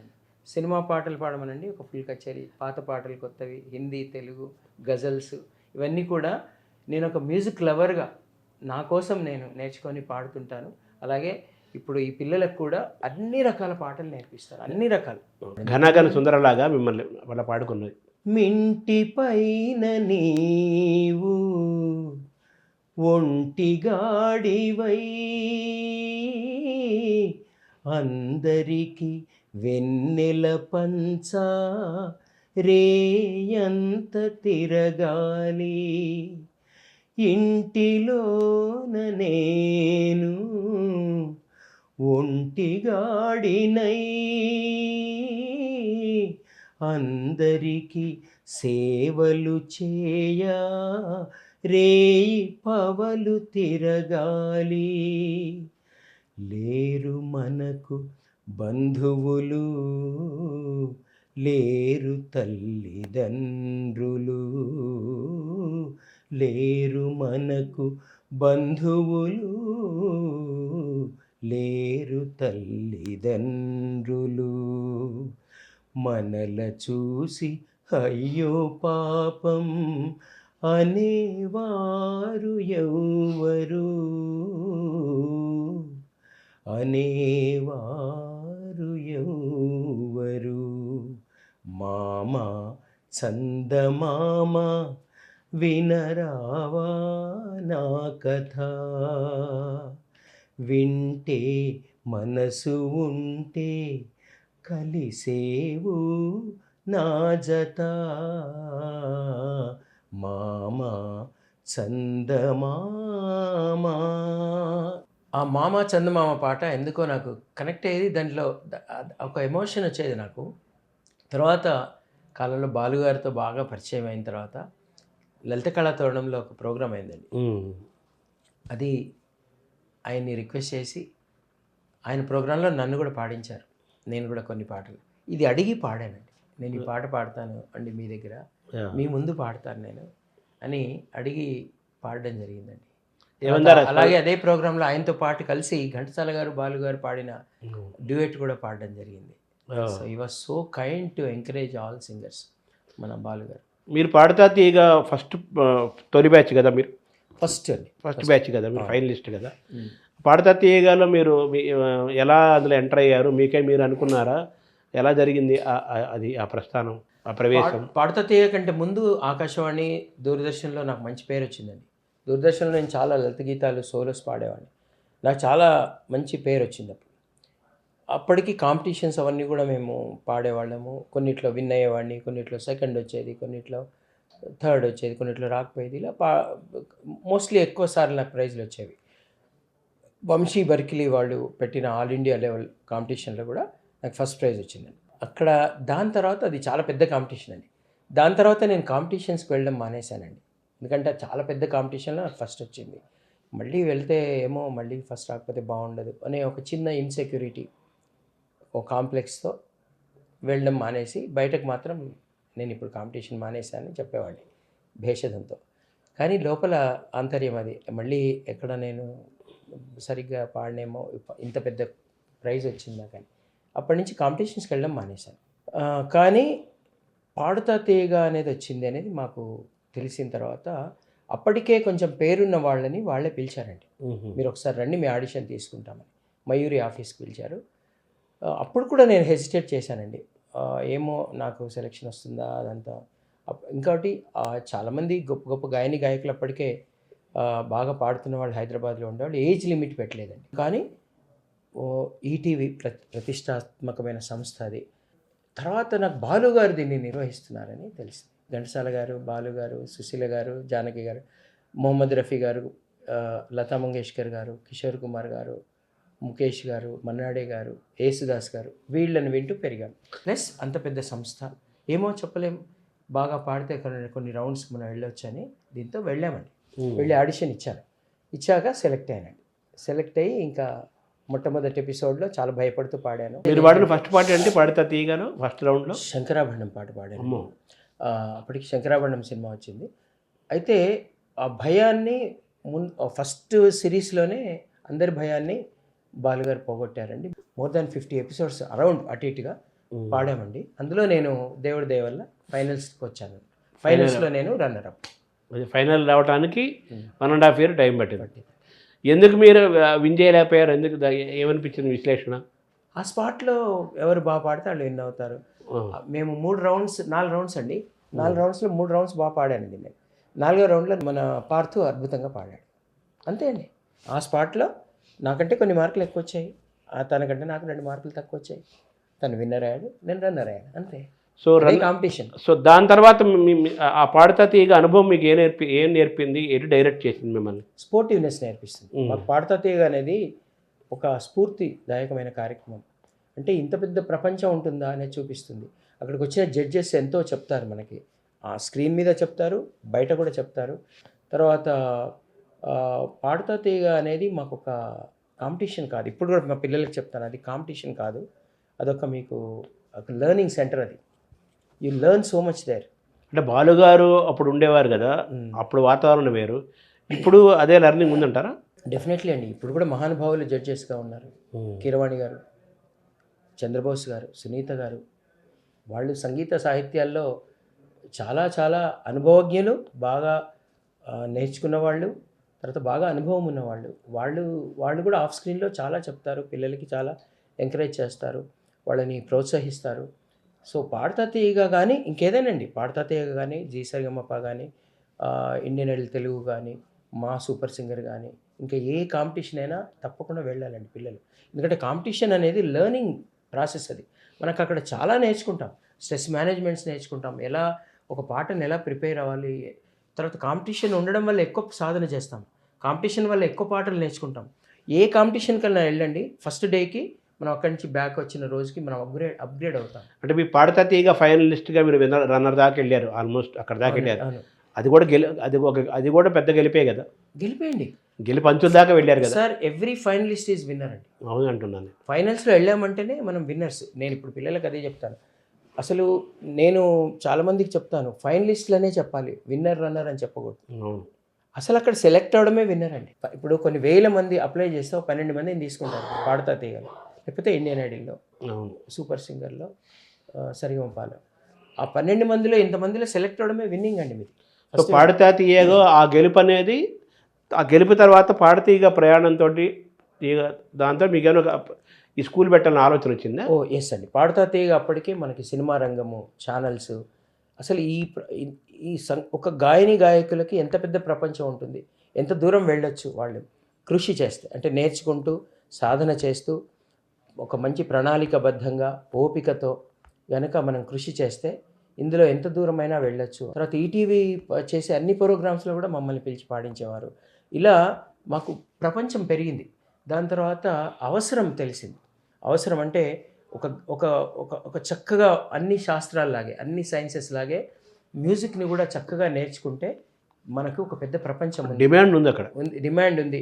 అందులో కూడా ఒక ఉన్నత స్థాయికి మనం వెళ్ళగలం అనేది నాకు పాడతా తీగ తర్వాత తర్వాత సినిమా రంగంలో పనిచేశాక నాకు అర్థమైంది. స్కూల్ పెట్టడానికి ప్రేరణ అంటే చెప్పండి. అదే అండి, ప్రేరణ అదే. ఇప్పటికీ నేను మీరన్నారు ఇందాక ప్లేబ్యాక్ సింగర్గా ఎవరికైనా అదే ఉంటుందండి. ప్రతి ప్రతి సంగీత విద్యార్థికి ఇటు క్లాసికల్లోనేమో మంచి కచేరీలు చేయాలి, బాలమురళి గారు, ఎంఎస్ సుబ్బలక్ష్మి గారు వాళ్ళ ఆదర్శంతో మేము కూడా అలా పేరు తీసుకొచ్చుకోవాలనేది ప్రతి శాస్త్రీయ సంగీతం నేర్చుకున్న గాయకులకు ఉంటుంది. అదే గోల్ ఉంటుందండి. లలిత సంగీతంలో వెళ్ళిన వాళ్ళకి తప్పకుండా ఒక ప్లేబ్యాక్ సింగర్ అవ్వాలి అనేది గోల్ ఉంటుందండి. నాకు కూడా అదే గోల్ ఉండేది. నేను కూడా ప్రయత్నించేవాడిని. కానీ నేను పాడుతా తీగ తర్వాత జరిగింది ఏంటంటే సంగీత శాఖ అంతా చెన్నైలో ఉండేది. ఇక్కడ కొన్ని షూటింగ్స్ అయ్యేవి ఇక్కడ. అప్పటికి నా పాడుతా తీగ అయిన తర్వాత పరిస్థితి అండి, ఇప్పుడు కాదు. ఇప్పుడు కంప్లీట్గా ఆ సినిమా అంటే హైదరాబాద్, మన తెలుగు రాష్ట్రాల్లో ఉంది. అయితే అప్పుడు పరిస్థితి ఏంటంటే ఒక పాట అయినా చెన్నైలోకి వెళ్ళి రికార్డ్ చేసుకోవాలి, ఒక కోరస్ అయినా రికార్డ్ చేసుకోవాలి చెన్నైలో. తర్వాత ఒక స్ట్రింగ్స్ అంటారండి, మనకు వయలా ఇవన్నీ ఉంటాయి, స్ట్రింగ్ సెక్షన్ అంటారు, ట్రంపెట్స్ అంటారు, ఇలాంటి ప్రత్యేకమైన ఇన్స్ట్రుమెంట్స్ ఉండేవి. ఇవన్నిటి కూడా చెన్నైలోనే మనం వెళ్ళి రికార్డ్ అక్కడే ఉండేది.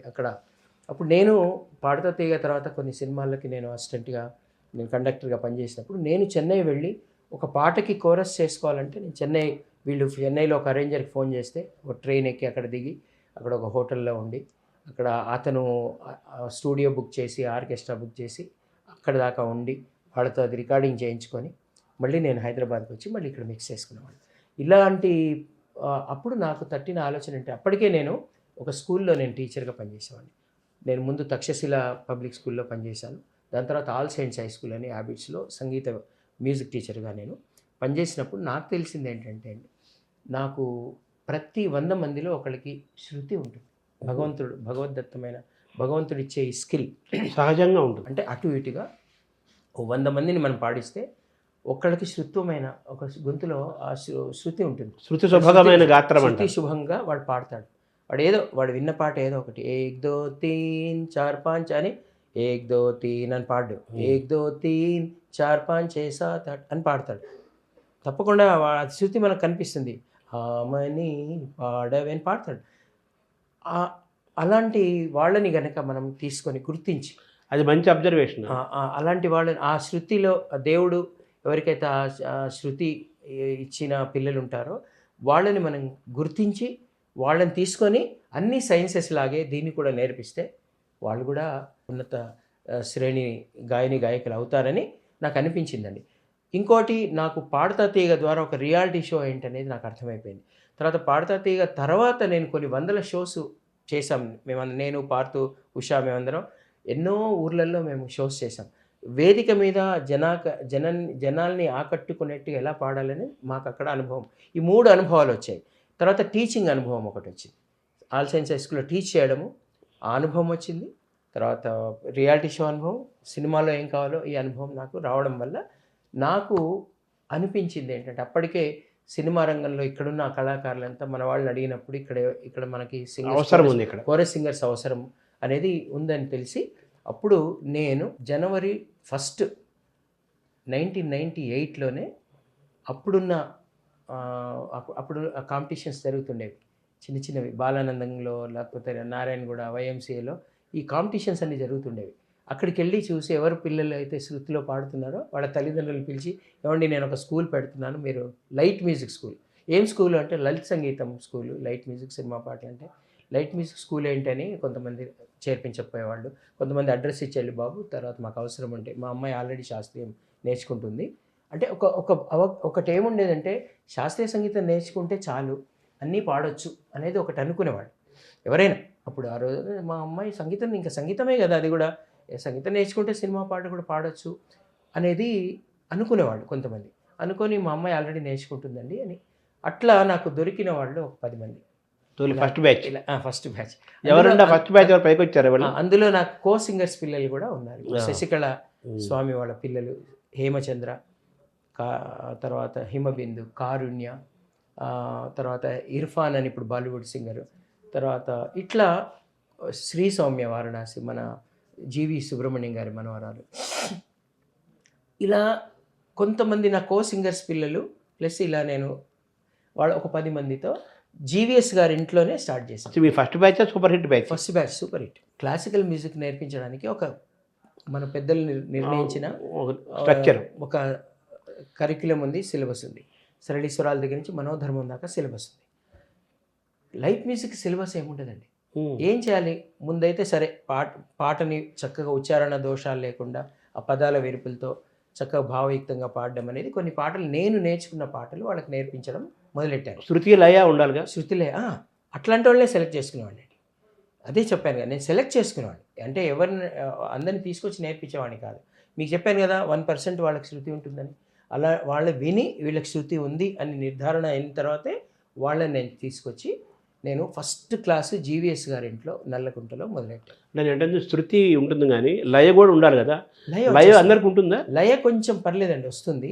కానీ శృతి అనేది కొనుక్కునేది కాదు, అది మనం ఏం చేసినా రాదు. లయ ప్రాక్టీస్ చేయాలా? లయ ఉంటుందండి, కొంతమందికి లయ ప్రాబ్లం ఉంటుంది, కొద్ది రోజుల తర్వాత పోతుంది. అది లయ ప్రాబ్లమ్ని మనం సాల్వ్ చేయొచ్చు. కానీ శృతి లేకపోతే వాళ్ళకి 100 సంవత్సరాలు అది నేర్పించాలి. జన్మతో రావాల్సిందేనా? జన్మత. అయితే నన్ను అడిగేవారు, మరి మా 1% శృతి ఉంటే మిగతా 99% ఏంటండి అంటే, మిగతా 99%కి ఇంకోటి ఇస్తాడు దేవుడు. అది ఒకటే లేదు కదా కళలు. ఎన్ని కళలు ఉంటాయి? ఒకళ్ళకి సింగింగ్లో ఇస్తే, ఒకళ్ళకి కవిత్వంలో ఇస్తారు, ఒకళ్ళకి డ్రామాలో ఇస్తారు, నటనలో ఇస్తారు, ఒకళ్ళకి పెయింటింగ్ డ్రాయింగ్లో ఇస్తారు, ఒకళ్ళకి ఇంకో దాంట్లో, ఒకళ్ళకి అలా మనకు ఇక్కడ ఉన్న స్కిల్స్ చాలా ఉంటాయి. అందుకే ఒక్కొక్కళ్ళకి ఒక్కొక్క స్కిల్ ఇస్తారు. అలా జీవీఎస్ సుబ్రహ్మణ్యం గారి ఇంట్లో మొదలెట్టాను. మొదలెట్టి నేను ఇంకా రీసెర్చ్ చేయడం మొదలెట్టానండి. నేను ఇప్పుడు ఈ 10 మందికి నేర్పిస్తున్నాను, నేను నేర్పించాలి, పాటలు నేర్పిస్తున్నాను, కానీ ఇంకేదో చేయాలి నేను. అంటే సినిమా ఒక ప్లేబ్యాక్ సింగర్ని తయారు చేయాలి, ఒక రియాలిటీ షోలో విన్నర్ని తయారు చేయాలి, ఒక వేదిక మీద బాగా పాడే సింగర్ని నేను తయారు, ఒక గుడిలో కూర్చొని భక్తి పాటలు అద్భుతంగా పాడి అందరిని ఆకట్టుకునేట్టు, ఇవన్నీ కూడా నేను ముందే వేసుకున్నాను. నేను ఏ సింగర్స్ని తయారు చేస్తాను అని నాకు కొంత అనుభవంతో అప్పుడు నేనేం చేశానంటే, నాకున్న నాలెడ్జ్ ఎంత, నాకున్న నాలెడ్జి కొంతే ఉంది, ఇది సరిపోదు, కొద్ది రోజులు అయిపోతుంది అంటూ మళ్ళీ అప్పుడు నేను హిందుస్థానీ జంగయ్య గారు అలా ఇంకా కర్ణాటిక్స్ ఇంకా రాగాలు నేర్చుకోవడం, ఇంకా నేను నేర్చుకునే డోస్ పెంచానండి. అలా నేను నేర్చుకుంటూ ఒకటి చేశాను. ఫస్ట్ నేను నేర్చుకోవడం, రెండోది రీసెర్చ్ చేయడం. అసలు నేను తయారు చేసే సింగర్స్ ఎవరు? సినిమాల్లో ప్లేబ్యాక్ సింగర్స్, కోరస్ పాడేవాళ్ళు, తర్వాత రియాలిటీ షో సింగర్, వాటి మీద ఎక్కువ రీసెర్చ్ మొదలు. అంటే సినిమాలో పాత పాట ఘంటసాల గారు, పెండ్యాల గారు, రాజేశ్వరరావు గారు, ఘంటసాల గారు మ్యూజిక్ దగ్గర నుంచి వాళ్ళు ఒక ప్లేబ్యాక్ సింగర్తో ఎలా పాడించారు. అంటే శాస్త్రీయ సంగీతమే మూలమండి. రాగాలు శాస్త్రీయ సంగీతమే మూలమండి. శాస్త్రీయ సంగీతం నేర్చుకుంటేనే మేము లలిత సంగీతం బాగా పాడగలం. ఇప్పుడు అదే చెప్తాను నేను పిల్లలకి. శాస్త్రీయ సంగీతం నేర్చుకోకుండా ఏది సరిగ్గా అంటే ఆథెంటిక్గా పాడలేము. పునాదులు మనకి పాడే ప్రతి పాటలో అది ఏ స్వరము అనేది మనకు తెలియాలి. లలిత ప్రియ కమలం విరిసినది సరిగమదని సా అనే రాగం ఉంది, అది లలిత రాగం అని తెలియాలి. లలిత సనిద ప్రియ మద కమలం మగమ విరిసినది మగరిసస కన్నుల సరిగమ కోలనిని దమగమ అని పాడాం. అదేంటి ఏంటది గమదని సరి సని సని దమగమదని, ఇదంతా ఇంత ఆథెంటిక్గా తెలియాలంటే స్వరం తెలియాలి. అది మనకు నేర్పించే తల్లి శాస్త్రీయ సంగీతమే. అందుకే శాస్త్రీయ సంగీతం నేను ఇంచుమించు కృతుల దాకా నేర్చుకొని, ఆ నోటేషన్ దాకా నేర్చుకొని నేను లలిత సంగీతంలో. హిందుస్థానీ ఎంతవరకు నేర్చుకున్నారు? హిందుస్థానీ కూడా రాగాలి. ఇంకా నేను అప్పటికే నేను శాస్త్రీయ సంగీతంలో ఒక కీర్తనల స్థాయి దాకా నేర్చుకున్నాను కాబట్టి హిందుస్థానీలో నాకు డైరెక్ట్గా రాగాలు నేర్పించేవాడు. ఇది కేదార్ రాగం, ఇది యమన్ రాగం, సామాగా అలా మనకి అంటే వీడికి స్వరజ్ఞానం ఉంది, వినంగానే పట్టేస్తున్నాడు అని వాళ్ళు నాకు మపదని సాదా పామా సరే నే సమా, ఇది ఇలా హిందుస్థానీ అదొక పోకడ వేరు ఉంటుందండి. హిందుస్థానీ కర్ణాటక సంగీతం ఒకటే అండి. రాగ ప్రధానంగా ఉంటారు కదా వాళ్ళు, అన్నిట్లో అవే స్వరస్థానాలండి. కానీ మనం పాడే యాక్సెంట్, ఆ పోకడ రెండిట్లో చిన్న డిఫరెన్స్. దీంట్లో ఉండే ఇది ఏది పాడితే దానిలాగే పాడితే అది అద్భుతమైన ఫీలింగ్ని మనకి ఇస్తుంది. పాటకు ఉపయోగపడుతుందా హిందుస్థానీ? ఇప్పుడు మీ ఘంటసాల గారు పాడారు, మంచి శాస్త్రీయ సంగీతం బాణీలో పాడిన పాటలు పాడారు. శేషశైలవాస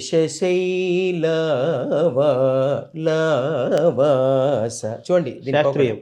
శేషశైలవాస శ్రీ వెంకటేశ శయనించుమాయ శ్రీ చిద్విలాస శేషశైలవాస చూడండి పక్క రీతి కూడా. అదే ఘంటసాల గారు, శాస్త్రీయం. అదే ఘంటసాల గారు నీ మధుమురళి గాన గాన గానలీ, ఇది హిందుస్థానీ పాట. హిందుస్థానీ శైలి. సమామగప మపదని సాదపమా, ఇది హిందుస్థాన్. ఇది కొంచెం లలిత సంగీతం దగ్గరగా ఉంది కదా. లలిత సంగీతానికి దగ్గరగా ఉంటుంది. ఇలా లలిత సంగీతంలో ఇవన్నీ కావాలని ఇటు నేను రీసెర్చ్ చేయడం మొదలెట్టానండి. అంటే పెండియాల గారి దగ్గర నుంచి ఎలా వాళ్ళు బ్యాక్గ్రౌండ్ స్కోర్లో ఎలా వాడారు, ఎలా కోరస్లు వాడారు, ఎలా ఒక గాయకులతో ఎలా పాడించారు అనేది నేను అటు హిందీలో కూడా అండి, అటు నౌషాద్ గారి దగ్గర నుంచి ఇప్పుడున్న కంపోజర్ దాకా కూడా నేను రీసెర్చ్ చేస్తుంటాను.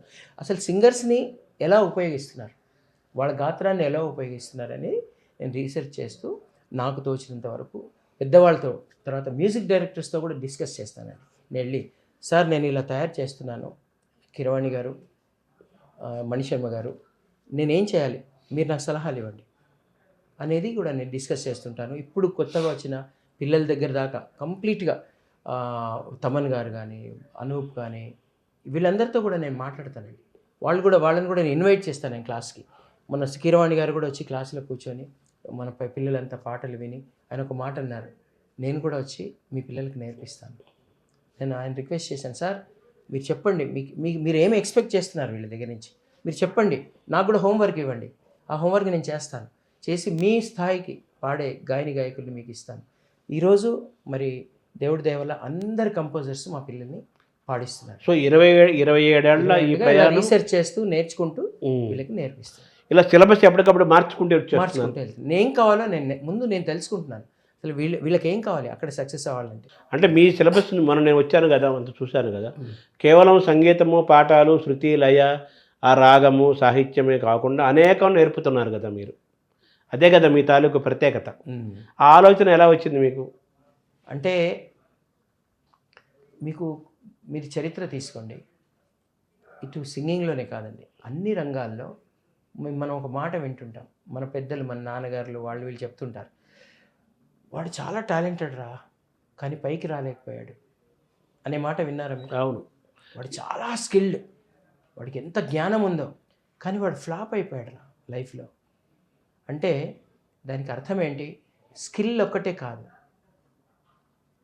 మనిషికి మానసికమైనటువంటి ఒక మెంటల్ స్టేటస్ అంటారు, మైండ్, మన మానసిక స్థితి, తర్వాత మన కమ్యూనికేషన్, మన ప్లానింగ్, మన ఎగ్జిక్యూషన్, తర్వాత మన మాట తీరు, మన ఓపిక, పేషెన్స్, తర్వాత మన స్ట్రెస్ మేనేజ్మెంట్, తర్వాత మన పాజిటివ్ దృక్పథం, మన ఆశావాదం, ఒకసారి పడ్డా మళ్ళీ లేచి నడిచే సెల్ఫ్ పుష్, సెల్ఫ్ ఎంకరేజ్మెంట్. మనం పడతాం, ఏదైనా ఏ బిజినెస్ అయినా న్యాచురల్ కదా. ఎవరైనా సరే, మీరు ఎవరినైనా అడగండి, ఆ స్థితికి రావడానికి ఎన్నిసార్లు కింద పడి ఉంటారు వాళ్ళు. పైకి వెళ్ళి కిందకు వచ్చి మళ్ళీ పైకి వెళ్ళి కింద పడ్డ వాళ్ళు కూడా ఉన్నారు, పైకి లేచిన వాళ్ళు ఉన్నారు, మళ్ళీ లేచిన వాళ్ళు ఉన్నారు. ముఖ్యంగా ప్రారంభ దశలో, స్టార్టింగ్ స్టేజ్లో దేవుడు నాకు అనిపిస్తుందండి, ఇది నా అబ్జర్వేషన్, మీ జీవితం, నేను రైట్ కావచ్చు, రాంగ్ కావచ్చు, పెద్దలు చెప్పాలి. నా అబ్జర్వేషన్లో దేవుడు లీలల్లో ఇదొకటి అనిపిస్తుందండి. ఏదైనా ప్రారంభంలో మనకి పరీక్ష పెడతాడు అనిపిస్తుంది దేవుడు. ఏది మనం ప్రారంభించినా దాంట్లో మనకు ఫెయిల్యూర్స్ ఇస్తుంటాడు, కింద పడేస్తాడు. వీడికి ఎంత పట్టుదల ఉంది, ఈ అమ్మాయికి ఎంత పట్టుదల ఉంది, ఈ అబ్బాయికి ఎంత పట్టుదల ఉంది, కింద పడేసాను, ఇప్పుడు ఇక్కడ ఆగిపోయి దుఃఖిస్తూ ఇక్కడే ఉంటారా, పట్టుదలతో మళ్ళీ లేచి ముందుకు నడవడానికి ప్రయత్నిస్తారా అనేది దేవుడు పరీక్షిస్తాడని నాకు అభిప్రాయం, నా స్వానుభవం. అందుకే ప్రతి పిల్లలకు అదే చెప్తాం, ఒరే ఫస్ట్ మీకు అన్నీ ఇలాంటివన్నీ అందరికీ వచ్చాయి, మీకు కూడా వస్తాయి. కింద పడ్డం అనేది అది కొత్తది కాదు. అచీవర్లందరూ కింద పడ్డ వాళ్ళే అని ఇలా వాళ్ళకి ఒక ముందు ఒక గోల్ అనేది ఎలా నిర్ణయించుకోవాలి, దానికోసం నువ్వు ఎలా నేర్చుకోవాలి, ఎలా సాధన చేయాలి, ఎలా స్ట్రెస్ మేనేజ్మెంట్స్, ఎలా కింద పడితే మళ్ళీ లేచి నడవడం, తర్వాత నడిచేటప్పుడు నువ్వెంత ఫోకస్తో నడవాలి, తర్వాత ఇవన్నీ కూడా ఒక మాట తీరు, ఒక ప్లానింగు, ఇవన్నీ కూడా నేను నేర్చుకుంటూ మళ్ళీ నేను నేర్చుకుంటూ మీ పెద్దలందరినీ అబ్జర్వ్ చేస్తూ వాళ్ళతో మాట్లాడుతూ వాళ్ళ జీవితంలో జరిగిన సంఘటనలన్నీ పుస్తక రూపంలో చదువుతూ ఇంటర్వ్యూస్లో వింటూ ఇవన్నీ నేను మళ్ళీ వీటన్నిటిని నేను అనలైజ్ చేసి కంపైల్ చేసి వాళ్ళకి సంగీతంతో పాటు గానంతో పాటు శృతి, అంటే సంగీతంలో 3 ఉంటాయండి, సాహిత్యము, మా పాటలో 3 ఉంటాయి, సాహిత్యము, రాగము, తాళం, వాటితో పాటు భావంతో పాటు ఇవన్నీ దాన్ని తీసుకొని ఎలా గోల్ వైపు వెళ్ళాలి, వెళ్ళేటప్పుడు ఎన్ని ప్రాబ్లమ్స్ వస్తాయి, ఇవన్నీ నేను సమగ్రంగా చెప్పడానికి ప్రయత్నిస్తాను. అంటే ఈరోజు పాడుతా తీయగల కానీ అనేక పోటీల్లో పాల్గొనే వాళ్ళు 90%, మోర్ దెన్ 90% మీ స్టూడెంట్లే. అలాగే ప్లేబ్యాక్ సింగర్స్గా పాడుతున్న వాళ్ళు 90% మీ స్టూడెంట్సే. సో ఇప్పుడు మీరు చెప్పిన ఈ విధానమే వాళ్ళని ఆ గెలుపు బాట పట్టించిందంటారా? తప్పకుండా అండి. పర్సంటేజ్ పక్కన పెట్టండి, ఎంత పర్సెంట్. ఇప్పుడు ఇక్కడ ఈ ప్రపంచంలో ఎంతోమంది గురువుల దగ్గర ఎక్కువ మంది ఉన్నారు కదా, ఎక్కువ మంది ఇక్కడి నుంచి ఉన్నారు, ఎంతోమంది. ఇప్పుడు మనకు అన్ని వైజాగ్ కానీ, రాజమండ్రి కానీ, కాకినాడ, విజయవాడ, తిరుపతి, అన్ని ప్రాంతాల నుంచి అద్భుతమైన గురువుల దగ్గర నేర్చుకొని ఇప్పుడు ప్లేబ్యాక్ సింగర్స్ అవుతున్నారు. కాకపోతే నేను ఇక్కడ ఒక స్పెషలైజ్ చేశాను. ఒక ప్లేబ్యాక్ సింగర్కి ఏం కావాలి, ఒక రియాలిటీ షో సింగర్కి ఏం నేర్చుకోవాలి, ఎలా వెళ్ళాలి, ఒక వేదికల మీద పాడి రాక్ చేసే సింగర్స్కి ఎలాంటి లక్షణాలు ఉండాలనేది నేను ఒక దాని మీద రీసెర్చ్ చేసి పెద్దలతో మాట్లాడుతూ, నా తోటి మ్యూజిక్ టీచర్స్తో కూడా నేను చాలా ఇంటరాక్ట్ అవుతుంటాను. మాట్లాడుతూ వాళ్ళకి నేను ఒక పద్ధతి తయారు చేశాను. ఈ పద్ధతిలో మీరు వెళ్తే మీరు తప్పకుండా మీరు ఈ స్థాయికి చేరుకునే అవకాశం ఉందని వాళ్ళకి నేను ఆ మార్గదర్శకత్వం నేను చేస్తూ ఉంటాను. తర్వాత పేరెంట్స్ కూడా నేను వాళ్ళు ఎలా ఆలోచించాలి, వాళ్ళు ఎలా మాట్లాడాలి, వాళ్ళు ఎలా పిల్లలకి ఎలా నడిపించాలి వాళ్ళు చేయబట్టి, ఇవన్నీ వస్తాయి అనేది వాళ్ళకు కూడా ఈ ప్రయాణంలో జరిగేవన్నీ కూడా వాళ్ళకు కూడా చెప్తాను. సో ఈ ఫార్ములా సక్సెస్ఫుల్ ఫార్ములా చెప్తాను. కాబట్టి మా స్కూల్లో నేర్చుకున్న వాళ్ళు ఎక్కువ అయితే, మా స్కూల్లో నేర్చుకున్న వాళ్ళు కేవలం హైదరాబాద్ వాళ్ళు కాదండి, 2 రాష్ట్రాల్లో అన్ని ప్రాంతాల నుంచి వచ్చిన వాళ్ళు. చాలామంది క్లాసికల్ మ్యూజిక్ టీచర్స్ నా దగ్గర పంపిస్తారండి, వాళ్ళ దగ్గర బాగా పాడేవాడిని. వాళ్ళు కూడా ఎంత అంటే, నా దగ్గర క్లాసికల్ నేర్చుకుంటున్నావు, అక్కడ వెళ్ళి ఆ టెక్నిక్స్ నేర్చుకొని నాకు ఫోన్ చేసి పంపిస్తారండి చాలామంది మ్యూజిక్ టీచర్స్. తర్వాత మ్యూజిక్ డైరెక్టర్స్ కూడా తయారు చేస్తున్నారా మీరు? కేవలం ఎస్ అండి, నా దగ్గర నేర్చుకున్న వాళ్ళు రైటర్స్ అయ్యారు, మ్యూజిక్ డైరెక్టర్స్ అయ్యారు. ఇప్పుడు వివేక్ సాగర్ ఉన్నాడు, మ్యూజిక్ డైరెక్టర్ అయ్యాడు. రఘు ఉన్నాడు, మ్యూజిక్ డైరెక్టర్ అయ్యాడు. తర్వాత ఇప్పుడు మా అబ్బాయి కూడా మ్యూజిక్ డైరెక్షన్ కూడా చేస్తాడు, సాకేత్. అలాగే రితేష్ శ్రీవాస్తవ అని ఉన్నాడు అబ్బాయి, ఇప్పుడు పాన్ ఇండియా మూవీస్కి తెలుగు నుంచి హిందీకి ట్రాన్స్లేషన్స్లో చాలా పాటలు వాడే పాటలు రాస్తున్నాడు. ఇలా నా దగ్గర నేర్చుకుంటున్న పిల్లలు ఇటు బాల గాయకుల దగ్గర నుంచి సినిమా రంగంలో, ఛానల్స్లో, తర్వాత వేదికల మీద టాప్ గ్రేడ్ సింగర్స్ అవుతున్నారు. ఇప్పుడు అందులో గాయకులు అవుతున్నారు, ప్లేబ్యాక్ సింగర్స్ అవుతున్నారు, తర్వాత మ్యూజిక్ డైరెక్టర్కి అసిస్టెంట్స్ అవుతున్నారు, కంపోజింగ్ అసిస్టెంట్స్ అవుతున్నారు, తర్వాత ట్రాక్ సింగర్స్ అవుతున్నారు, కోరస్ సింగర్స్ అవుతున్నారు, తర్వాత వేదికల మీద పాడుతున్నారు, రియాలిటీ షోస్లో పాడుతున్నారు. అయితే మీరు అని ప్రత్యేకత, ఇప్పుడు చాగంటి కోటేశ్వరరావు గారు ఎవరితో డబ్బులు తీసుకోకుండా ఆయన ఉచితంగా ప్రవచనాలు చేస్తున్నారు ఇప్పటికీ. సో మీరు కూడా ఇన్నేళ్లలో, 27 ఏళ్లలో ఉచితంగా మీరు సంగీత పాఠాలు నేర్పుతున్నారు కదా, అది చాలా ఛాలెంజ్ కదా, అది అడ్వెంచర్ కాదంటారా? దాన్ని ఎలా అధిగమించారు? అందులో ప్లస్ ఏంటి, మైనస్ ఏంటి? మీరు అద్భుతంగా సక్సెస్ అయ్యారు మళ్ళీ. అంటే మీ ఫ్యామిలీ లైఫ్, జీవిక చాలా ఉన్నాయి కదా. ఎస్ సార్, నేను ఎల్ఎంఏ స్థాపించినప్పటికీ నేను ఆల్ సైన్స్ హై స్కూల్లో నేను టీచర్, మా ఆవిడ లెక్చరర్. మా సంపాదన మాకు కావాల్సినంత మాకు ఉంది, సరిపోయేది ఉంది. తర్వాత మా నాన్నగారు కూడా అప్పటికి ఇంకా అర్చకత్వము గుళ్ళల్లో చేస్తూ ఉండేవారు. సో మేము చక్కగా, మా తమ్ముడు లక్ష్మణాచారి తను కూడా పాడతాడు, తను జాబ్ చేస్తుండేవాడు, మేమంతా కంబైన్డ్ ఫ్యామిలీ. సో చక్కగా మేము ఉన్నంతలో మేము బతుకుతూ, తర్వాత రెండోది ఏంటంటే దాన్ని బ్రేక్ చేసి బయటకు వచ్చారు కదా, అది అంటున్నాను. ఎస్ సార్, అది నేను ఎల్ఎంఏ పెట్టినప్పటికీ ఇంకా నేను పనిచేస్తూనే ఎవ్రీ సండే, అందుకే ఎవ్రీ సండే పెట్టాను. సో ముఖ్యంగా ఏంటంటే ఇప్పుడు ఎక్కడ మీరు చేయటం లేదు కదా కంప్లీట్ ఇప్పుడు ఎక్కడ చేయట్లేదు. అది అంటున్నా. మనకి దేవుడు ఎన్నో ఇస్తాడండి. మంచి మంచి తల్లిదండ్రులు ఇచ్చాడు. దాని తర్వాత నాకు ఇనీషియల్ స్టేజ్లో గురువులు దొరకలేదండి. నాకు డబ్బులు లేక నేను నేర్చుకోలేకపోయాను. కానీ డబ్బులు తీసుకోకుండా నేర్పించే గురువులు కూడా నాకు దొరికారు. దేవుడు ఇచ్చాడు. అటు ఎన్ఎస్ శ్రీనివాసన్ గారి దగ్గర నుంచి, ఓరుగంటి లీలావతి గారి దగ్గర నుంచి, సాయిబాబా గారి దగ్గర నుంచి, వీళ్ళందరూ ఎవరు నా దగ్గర డబ్బులు తీసుకోలేదండి. జంగయ్య గారు కానీ ఎవరికి నేను డబ్బులు ఇవ్వలేదండి. వాళ్ళందరూ నాతో నా గొంతు విని నన్ను బాగా పాడుతున్నావు అని ప్రోత్సహించి నేర్పించిన వాళ్ళే. మా ఓరుగంటి లీలావతి గారి ఇంట్లో నేను ఒక వర్ణం నేర్చుకొని అక్కడే భోంచేసి ఇంటికి వెళ్ళిపోయాను. అంటే మన జీవిక దాని మీద లైఫ్ స్టైల్ లైవ్లీహుడ్ కూడా ఉంటుంది. అదే అండి, మనకి దేవుడు మంచి తల్లిదండ్రులు ఇచ్చాడు, మంచి గురువులను ఇచ్చాడు. నన్ను చాలామంది ఎంకరేజ్ చేశారండి. నన్ను ఎంతోమంది నన్ను ప్రోత్సహించారు. అయితే దేవుడు ఇన్ని ఇచ్చాడు, మంచి శరీరం ఇచ్చాడు, గొంతులో అమూల్యమైనటువంటి ఒక వరం, పాడే వరం. ఇది మనం డబ్బుతో కొనేది కాదు, ఇది దేవుడు మాత్రమే ఇచ్చేది, పూర్వజన్మ సుకృతం. అయితే ఇవన్నీ దేవుడు ఇచ్చాడు, సమాజం ఇచ్చింది, గురువులు ఇచ్చారు, తల్లిదండ్రులు ఇచ్చారు. How to thank them. ఇప్పుడు సమాజంలో మీకు అన్నీ ఇచ్చినప్పుడు ఏం చేస్తారు మీరు లాంటి పెద్దలు? కొంతమంది వస్త్రదానం చేస్తారు, కొంతమంది అన్నదానం చేస్తారు, కొంతమంది అనాథ ఆశ్రమాలు నడుపుతారు, కొంతమంది విద్యాదానం చేస్తుంటారు. నేనేం చేయగలను? Thanks giving. ఒక్కరోజు నేను నేర్చుకుంటూ పిల్లలకు విద్యను నేర్పిస్తాను ఉచితంగా. ఇది ఓన్లీ థ్యాంక్స్ గివింగ్ మాత్రమేనండి. నేను చేసిన గొప్ప పనేం కాదు. నేను చెప్తున్నా, ఇప్పుడు కూడా నేను చెప్తున్నాను, హంబుల్గా చెప్తున్నాను. నాకు ఇన్ని ఇచ్చాడు దేవుడు, నేను ఇన్నిట్లోంచి ఇంత తీసి నేను మళ్ళీ దేవుడికి నైవేద్యం పెట్టినట్టుగా, ఏదో కెరయ్య నీరను కెరుగ చల్లి వరవ పడేదవరు అంతి కాణిరు అని గీతం నేర్చుకున్నాం. చెరువులో నీళ్ళు తీసి అవే అర్ఘ్యం ఇస్తాం దేవుడికి. ఆ చెరువులో నీళ్ళు ఎవరు ఇచ్చారు? దేవుడే ఇచ్చాడు. చిన్నపిల్లలు ఏం చేస్తారు తెలుసా? ఆ చాక్లెట్లు, నాన్న ఒక చాక్లెట్ తీసుకొని ఇస్తారు. అంటే ఆ డబ్బులు ఎవరివి? నాన్న ఇచ్చిన డబ్బులతోనే కొన్నాను. సో అంటే దేవుడు ఇచ్చిన దాంతోనే ఇన్ని ఇచ్చాడు దేవుడు. సమాజం ఇచ్చింది, గురువులు ఇచ్చారు, తల్లిదండ్రులు ఇచ్చారు. అందులో ఒకరోజు నేను థ్యాంక్స్ గివింగ్ లాగా వాడుతున్నాను. సండే, మిగతా మండే నుంచి సాటర్డే దాకా ఏ పని చేసినా నేను డబ్బులు సంపాదించుకోవడానికే చేస్తానండి. నేను అందరిలాగే నేను నా రికార్డింగ్స్ చేసిన, నేను మ్యూజిక్ డైరెక్షన్ చేసిన, పాటలు పాడిన స్టేజ్ మీద, ఫారెన్ వెళ్ళి నేను వర్క్షాప్స్ చేసిన, ఎక్కడ చేసినా నేను డబ్బులు తీసుకుంటానండి. ఒక్క సండే మాత్రం నేను థ్యాంక్స్ గివింగ్ లాగా నాకున్న దాంట్లో కొంత ఒక్కరోజు నేను సేవా కార్యక్రమం కింద ఇది నేను భగవంతుడికి, ఆయన పాదాలకి సమర్పణ. ఇందాక మీరు ఉచితంగా అన్నారు.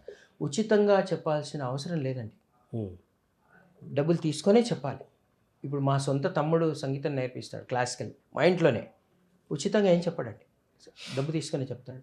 నేను వర్చువల్ క్లాసులు చెప్తాను పొద్దున్నే, అది కూడా నేను దానికి గురుదక్షిణ తీసుకుంటానండి. ఉచితంగా అనేది నేను ఈ ఒక్క సండే మాత్రం నాకు దేవుడికి ఏదో ఒకటి నాకు ఇంత వచ్చినందుకు థ్యాంక్స్ గివింగ్ లాగా చేస్తున్నాను తప్ప నేను కూడా ఉచితంగా ఏది చేయట్లేదండి. నేను కూడా అమెరికా వెళ్ళినప్పుడు తీసుకుంటాను, వర్చువల్ క్లాసెస్లో తీసుకుంటాను. ఇది ఒక్కరోజు మాత్రం నేను ఇండియాలో ఉండే పిల్లలకి, నేను ఇండియాలో ఎక్కడ చెప్పినా ఉచితంగానే చెప్తాను. ఇండియాలో నేను అది అనుకున్నాను, నాకు నా వంతుగా ఇంత భాగం నేను థ్యాంక్స్ గివింగ్ చేద్దామని అనుకున్నాను, అది చేస్తున్నానండి. అయితే మిగతా సంగీతం టీచర్స్ కూడా అండి, వాళ్ళు నేర్పించే జ్ఞానంలో వాళ్ళకి మనం ఇచ్చే ఫీజు ఎంతండి? చాలా తక్కువ అండి. కాకపోతే మరి వాళ్ళు కూడా కొంతమంది సంగీత టీచర్స్ ఇదే వృత్తిగా ఉంటారు. ఇప్పుడు ఒక 100 మందికి ట్యూషన్ చెప్పి అది వాళ్ళ జాబ్ అండి. ఇప్పుడు వేరే వాళ్ళు ఒక సాఫ్ట్వేర్ ఇంజనీరు సాఫ్ట్వేర్ కంపెనీలో పనిచేస్తున్నాడు కదండి, మరి ఆయన శాలరీ ఇవ్వకపోతే చేస్తాడండి? చేయడు కదండి. ఆయన కూడా శాలరీ కోసమే చేస్తున్నాడు. అలాగే మ్యూజిక్ టీచర్ కూడా ఈ శాలరీ అండి. ఆయన సాఫ్ట్వేర్ ఇంజనీర్గా చేస్తున్నాడు, ఆయన లాయర్గా చేస్తున్నాడు, ఆయన డాక్టర్, ఎవరు పని చేస్తూ వాళ్ళ రెమ్యునరేషన్ తీసుకుంటున్నారండి. ఇలాగే సంగీతం టీచర్స్ కూడా కాకపోతే నేను చూసిన సంగీతం టీచర్స్ అందరినీ చూస్తానండి, వాళ్ళు నేర్పించేటప్పుడు మాకు వీళ్ళ దగ్గర డబ్బు తీసుకుంటామనే ధ్యాసతో నేర్పించారండి.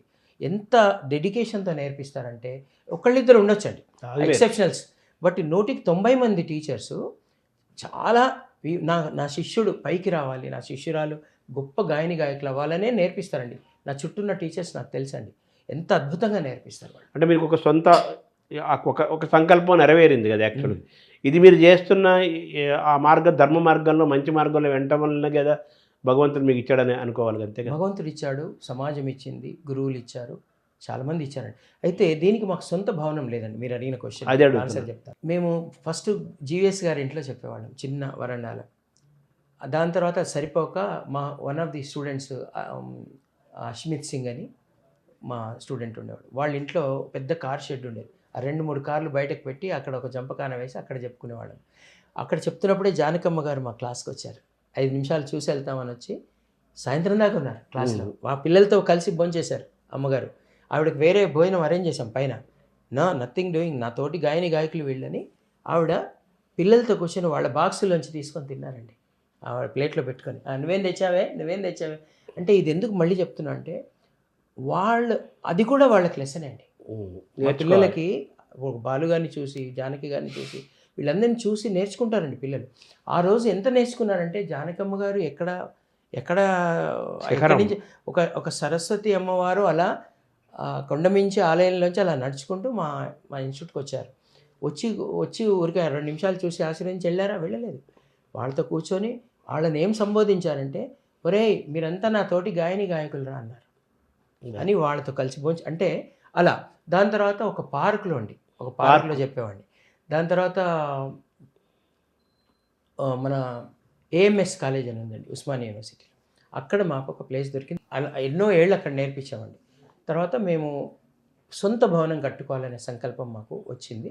మేము దాని నుంచి కొంచెం ఫండ్ రైజింగ్ చేయడం, నేను గీతా మాధురి, సాకేతు, కృష్ణ చైతన్య, ప్రణవి వీళ్ళందరం యూఎస్కి వెళ్ళి ఇమిటేషన్ రాజు వీళ్ళంతా మీ విద్యార్థులే కదా వెళ్ళి మేము కొన్ని తానా వారి సహకారంతో మేము ఒక ప్రోగ్రామ్ చేశామండి. చేసి అందులో కొంత కార్పస్ ఫండ్ చేసుకున్నాము. తర్వాత వరప్రసాద్ రెడ్డి గారు మాకు హెల్ప్ చేశారు. తర్వాత ఇలా ఒక్కొక్కళ్ళు మా కార్పస్ ఫండ్ పెరిగింది. దాంతో ఈ బిల్డింగ్ ఏర్పడింది. లేదండి, అప్పటికే అవ్వలేదు. దాని తర్వాత కూడా మేము మన గవర్నమెంట్ వాళ్ళని కూడా అప్రోచ్ అవ్వడం మొదలెట్టాము. కల్చరల్ డిపార్ట్మెంట్ అని ఒకటి ఉంటుండే, వాళ్ళు కూడా మాకు రవీంద్ర భారతి ఇవ్వడము, మా ప్రోగ్రామ్స్ చేసుకోవడానికి అక్కడ రిహార్సల్స్ ఇవన్నీ కూడా చాలా సహకరించారండి. సో తర్వాత మాకు ఏదన్నా ఉచితంగా ఒక ప్లేస్ దొరుకుతుందని ఇప్పటికీ ట్రై చేస్తున్నాము. దాని తర్వాత ఒక ప్లేస్ని మా చిన్నజీయ స్వామి వారి అనుగ్రహంతో రామేశ్వరరావు గారు ఒక ప్లేస్ ఇస్తామని మాకు చెప్పారండి. ఎక్కడ అంటే స్థలం శంషాబాద్లో ఆశ్రమం పక్కన కొంత స్థలం మాకు ఇవ్వబోతున్నారండి. అక్కడ కూడా మనం ఒక పెద్ద ఆడిటోరియంస్, క్లాస్ రూమ్స్ అవన్నీ చాలా పెద్ద ప్లాన్తో అది ఒక పెద్ద రీసెర్చ్ ఇన్స్టిట్యూటే కట్టబోతున్నాం. అది పెద్ద అది పెద్దదండి. అక్కడ కట్టబోతున్నామండి. ఆయన ఏదో ఒక సుముహూర్తంలో మాకు ఇస్తారు, మేము అది స్టార్ట్ చేస్తాము. అది ఒక 4-5 ఏళ్లలో ఒక పెద్ద రీసెర్చ్ ఇన్స్టిట్యూట్గా తయారవుతుంది. ఆడిటోరియం, క్లాస్ రూమ్స్, ఇప్పుడు లైబ్రరీ, ఆర్కైవ్స్ కట్టబోతున్నాం. ఇప్పుడు ఈ లోపల మాకు ఎక్కడా లేదండి, మాకు చాలా కష్టం అవుతుంది ఒకసారి మేము. దాని తర్వాత పివి నరసింహారావు గారి అమ్మాయి పివి వాణిదేవి గారు, ఎమ్మెల్సీ గారు, ఆవిడ మాకు మేము బాగా పరిచయం అండి. వాళ్ళ కాలేజీలో నాన్న నువ్వు ఉచితంగా నేర్పిస్తున్నావు, నీకు కష్టమవుతుంది, నా కాలేజీలో ఒక హాల్ ఉంది, నీ సొంత భవనం వచ్చేదాకా అక్కడ చేసుకో అని ఆవిడ నాకు ఇన్నాళ్ళు ఇచ్చారండి. ఆవిడ పాదాలకి నమస్కారం తెలియజేస్తూ, ఇప్పుడు దాని తర్వాత మళ్ళీ ఇంకా కొన్ని ఫండ్స్ రేజ్ చేసుకొని ఇప్పుడు TV9 ముందర ఎదురుగా క్యూ మార్ట్ బిల్డింగ్లో వంశీరామ్ బిల్డర్స్ వాళ్ళది ఒక హాల్ ఉండిందండి. అది సుబ్బారెడ్డి గారిని రిక్వెస్ట్ చేస్తే అది ఇచ్చారండి. దానికి ఎంతోమంది మాకు డొనేషన్స్ ఇచ్చారు. మళ్ళీ వరప్రసాద్ రెడ్డి గారు ఇచ్చారు. తర్వాత శ్రీ చైతన్య కాలేజ్ వాళ్ళు, తర్వాత అపర్ణ బిల్డర్స్ వాళ్ళు, ఇలా అరబిందో ఫార్మా వాళ్ళు, ఇలా ఒక్కొక్కళ్ళు మాకు CSR సర్టిఫికేషన్ కూడా ఉందండి. 80G ఉంది, 12A ఉంది, CSR సర్టిఫికేషన్ ఉంది, FCRA కూడా ఉందండి, ఫారెన్ ఫండ్స్ సర్టిఫికేషన్ కూడా. ఇవన్నీ ఉండడం వల్ల మాకు అటు ఫారెన్లో ఉండే విద్యార్థులు కానీ, పెద్దలు కానీ, కళా సంస్థలు కానీ, అటు తానా వాళ్ళు, TPAD వాళ్ళు, తర్వాత బాటా వాళ్ళు, తర్వాత LMA USA, తర్వాత ఇంకా పెద్ద వాళ్ళందరూ కూడా మాకు కాస్త ఆర్థిక సాయం చేసి. ఇది మొత్తం అంతా సిద్ధమైపోయిందా మీరు అనుకున్న స్ట్రక్చర్లో? అక్కడ ఒక 3,300 స్క్వేర్ ఫీట్లో ఒక బ్యాంకెట్ హాల్ లాగా ఉంటుందండి. అది దాన్ని మంచిగా ఎకోస్టిక్స్ చేయించేసి, తర్వాత ఒక ఆడిటోరియం లాగా చేసి, మంచి అద్భుతమైన సౌండ్ సిస్టమ్ పెట్టించి, సో అందులో మేము ఇప్పుడు మొన్ననే దసరా రోజు క్లాసెస్ స్టార్ట్ చేసాం. అది మొదలైపోయింది. మీరు వచ్చారు కదా, వచ్చినారు. అక్కడ ఆ క్లాస్ రూమ్ని ఈ మధ్య కాలంలో మొదలెట్టాము. ఇప్పుడు చిరంజీవి స్వామి దగ్గర ఇవ్వబోయే ప్లేస్లో ఒక మహానిర్మాణం నేను మీరు. ఒక ఎకరం అడుగుతున్నానండి, ఆయన్ని రిక్వెస్ట్ చేస్తున్నాను. సో మీకేమైనా ప్రేరణ ఉందా ఆ మహానిర్మాణం వెనకాల? రీసెర్చ్ జరగాలండి. అంటే మనకి ఇప్పుడు ఏమవుతుందంటే, అంటే భారతదేశంలో ఏదైనా ఉందా ఇన్స్టిట్యూట్ అటువంటిది? భారతదేశంలో అదే చెప్తున్నాను, మనకి సినిమా పాటలు ఎక్కువ వింటాం మనం. సినిమా మాధ్యమం అనేది పవర్ఫుల్. ఇప్పుడు మేము, నా పిల్లలు, నా కొడుకు, కూతురు అందరూ కూడా అందులోనే ఉన్నాం. సినిమా రంగంలోనే సినీ కళామ తల్లి ఆశీస్సులతోనే ఉన్నాం మేము. కానీ సినిమా పాటలతో పాటు ఇంకా చాలా పాటలు ఉంటాయండి. సినిమా పాటలతో పాటు లలిత గీతాలు ఉంటాయి మనకి, రేడియోలో టీవీలో వచ్చేవి. తర్వాత మన బాల గీతాలు, మనం రైమ్స్ నేర్పిస్తాం పిల్లలకి ఇంగ్లీష్లో, అలా తెలుగులో ఉంటాయండి. తర్వాత భక్తి గీతాలు ఉంటాయండి, స్తోత్రాలు ఉంటాయండి, జానపద సంగీతం బోల్డంత ఉంటుందండి. వీటన్నిటి మీద, మన భారతీయ సంగీతం మీద రీసెర్చ్ జరగాలండి. తర్వాత తరాల వాళ్ళకి మన పద్యాలు, వేమన పద్యాలు, సుమతి శతకం, భర్తృహరి సుభాషితాలు, ఇలా ఎన్నో అద్భుతమైనటువంటి రచయితలు రాసిన జానపద గీతాలు, భక్తి గీతాలు, దేశభక్తి గీతాలు, పిల్లల పాటలు, స్ఫూర్తిదాయకమైన పాటలు, వీటన్నిటిని తర్వాత తరాల వాళ్ళకి అందించాలి. పుస్తక రూపంలో అందించాలి, సాఫ్ట్వేర్లో పెట్టాలి, వాటిని రికార్డింగ్ చేసి పెట్టాలి, యూట్యూబ్లో పెట్టాలి. ఇవన్నిటికీ మనకొక రీసెర్చ్ సెంటర్ కావాలండి. అందుకే ఇప్పుడు నాకు స్ఫూర్తి ఏంటంటే, కోల్కత్తాలో మీరు అడిగారు కదా, కోల్కత్తాలో SRA అని ఉంది, సంగీత్ రీసెర్చ్ అకాడమీ. అది స్పాన్సర్ చేసింది ఐటీసీ వాళ్ళు. ITC SRA మీరు కొడితే గూగుల్లో వస్తుంది బ్రాండ్. అందులో వరల్డ్ క్లాసికల్ మ్యూజిషియన్స్ని తయారు చేస్తున్నారు. అంటే శాస్త్రీయ హిందుస్థానీ శాస్త్రీయ సంగీతంని వరల్డ్ క్లాస్. ఎవరైనా ఉన్నారా విద్యార్థులు ఉదాహరణకి? చాలా, మీరు గూగుల్ చేస్తే మీకు పేర్లు వస్తాయి. అజయ్ చక్రవర్తి గారు అని అక్కడ ఆయన మెయిన్ గురువు గారు. వాళ్ళ అమ్మాయిగా కౌశిక్ చక్రవర్తి. అక్కడ రీసెర్చ్ జరుగుతుందండి. They do lot of research. అటువంటిది ఇక్కడ చేయాలి. అటువంటిది మన తెలుగు పాటల మీద, మన తెలుగు జానపద సంగీతం మీద, పల్లె పాటల మీద, అమ్మ పాటల మీద, లాలి పాటల మీద, తర్వాత మన స్తోత్రాలు, మన భక్తి పాటలు, వీటన్నిటి మీద మనకి పిల్లలకి ఆసక్తి పెంచాలి. అంటే ఇదొక అమృతం కదండి. ఇప్పుడు అమృతం, దేవుడు అమృతాన్ని మనకి ఈ రూపంలో ఇచ్చాడని నేను అనుకుంటున్నాను. సంగీతం సాహిత్యం రూపంలో మనకి జీవితాన్ని ఇచ్చాడని నేను అనుకుంటున్నాను. సో నేను ఊరికే పిల్లలకు తమాషా ఒక కథ చెప్తాను. అరే, దేవతలు రాక్షసులు సాగర మథనం చేసినప్పుడు అమృతం వచ్చింది. అప్పుడు దేవతలకందరికీ అమృతాన్ని పంచాడు విష్ణుమూర్తి. అప్పుడు మనుషులకు కోపం వచ్చి అడిగారట విష్ణుమూర్తిని, అయ్యా మీరు దేవతలకు అమృతాన్ని ఇచ్చారు, ఓకే సబబే, వాళ్ళు మంచివాళ్ళు కాబట్టి ఇచ్చారు. వీళ్ళు చెడ్డవాళ్ళు కాబట్టి వీళ్ళకి అమృతాన్ని ఇస్తే వీళ్ళు చెడ్డ పనులు చేస్తారని వీళ్ళకి ఇవ్వలేదు రాక్షసులకి. మనుషులు మేము పాపం చేసాం, మేము అమాయకులం, నువ్వు సృష్టించిన వాళ్ళం, మాకు కూడా అమృతాన్ని ఇవ్వచ్చు కదా. అదే సంగీతం. ఆయన, ఒరే ఒక్క చుక్క ఏంట్రా బాబు, మీరు తాగినంత అమృతాన్ని మీకు ఇస్తాని సంగీతాన్ని మనకి ఇచ్చాడని పిల్లలకు చెప్తుంటాను. అమృతం అది సంగీతం అనేది. సో ఈ రీసెర్చ్ సెంటర్లో ఈ కొత్త దాంట్లో ఇవన్నీ పెట్టాలి. ఈ కొత్త దాంట్లో నేను ఒక ఆడిటోరియం కట్టి, తర్వాత ఒక క్లాస్ రూమ్స్, తర్వాత ఆర్కైవ్స్, లైబ్రరీ, తర్వాత ఈ రీసెర్చ్ అంతా అక్కడ మనం జరిగేటట్టు రకరకాల కార్యక్రమాల ద్వారా, అంటే సెమినార్స్, వర్క్షాప్స్. ఇప్పుడు కూడా నేను సెమినార్స్, వర్క్షాప్స్ చేస్తానండి. అది కొంచెం దూరం అవుతుంటారా మరి ప్లేస్? ఒకప్పుడు నేను ఇప్పుడు కొండాపూర్లో ఉంటున్నానండి, హైటెక్ సిటీ. అది చాలా దూరం. నేను విద్యార్థిగా ఉన్నప్పుడు ఈ బంజారాయిల్స్ దాటి, జూబ్లీహిల్స్ చెక్ పోస్ట్ దాటిన తర్వాత ఇంకా లోన్లీ ప్లేస్ ఉండేది. ఇంకా నేను ఆ చిరేక్ పబ్లిక్ స్కూల్ దగ్గర అది ఏముండేది, అడవిలాగా ఉండేది. ఇప్పుడు అది సెంటర్ సిటీ. ఇప్పుడు మీరు నాకు ఎక్కడైతే స్థలం ఇస్తా అన్నారో శంషాబాద్ ఏరియా, అక్కడ దాకా సిటీ వెళ్ళిపోయిందండి. దాని అవతల కూడా వెళ్ళిపోయింది. ఇప్పుడు ఇంకా 5 ఏళ్ల తర్వాత, 5 ఏళ్ల తర్వాత అది కూడా ఒక గచ్చిబౌలి అవుతుంది. అది ఒక గచ్చిబౌలి అవుతుంది. సో సిటీ అనేది బాగా పెరుగుతుంది. నేను ప్రారంభించే లోపల ఒక గచ్చిబౌలి సెంటర్ ఎలా ఉంది ఇప్పుడు మనకి, అలాగే అవుతుంది అది కూడా. కాబట్టి అక్కడ దూరం అనేది ఉండదండి, హాయిగా వచ్చేస్తారు. అలా రకరకాల ప్లానింగ్స్ ఉన్నాయండి. ఇంకా నేను పెద్దవాళ్ళతో కూడా కూర్చొని మాట్లాడి ఇంకా నేను ఏం చేయగలను అక్కడ అనేది, అది స్టార్ట్ అయ్యాక మీలాంటి పెద్దలందరితో కూడా డిస్కస్ చేసి, మాకు రామేశ్వరరావు గారు, జయస్వామి గారు ఉన్నారు, వాళ్ళు కూడా సూచనలు ఇస్తారు. ఇప్పుడు కట్టుకున్నారు, వచ్చేసాయి. ఇప్పుడు దీనికి కూడా మెయింటెనెన్స్ కార్పస్ ఫండ్ కావాల్సి వస్తుంది. కార్పస్ ఫండ్ పెట్టుకోవాలి. నేను పెట్టుకుంటే నెలకి ఒక అందులోంచి వచ్చే వడ్డీతో నేను ఈ పిల్లలకి ఇప్పుడు ఒక్కరోజే చేస్తున్నాను కదండి, సండే రెండో రోజు కూడా ఇప్పుడు స్టార్ట్ చేస్తారు. రెండో రోజు కూడా వారానికి 2 రోజులు పెట్టి శని ఆది పెడతారా? మిగతా రోజుల్లో కూడా వాళ్ళంతలో వాళ్ళు వచ్చి ఎట్లా ప్రాక్టీస్ చేసుకోవాలి అక్కడ అన్నీ పెట్టండి. అద్భుతమైన సాటర్డే సండే అని సెలవు రోజు. సాటర్డేనా మిడ్ వీక్లోనా మేము ఒకసారి ఆలోచిస్తున్నామండి. ఎన్ని వందల మంది వస్తారండి రోజు వారం సండే ఇక్కడ సెలెక్షన్ అదే వేరే సెలక్షన్. ఇది అందరినీ తీసుకోం కదా, ఎవరినైతే అంటే వజ్రం రాయిని తీసుకొని సానబట్టి కోహినూరు వజ్రం శృతి చూస్తారు.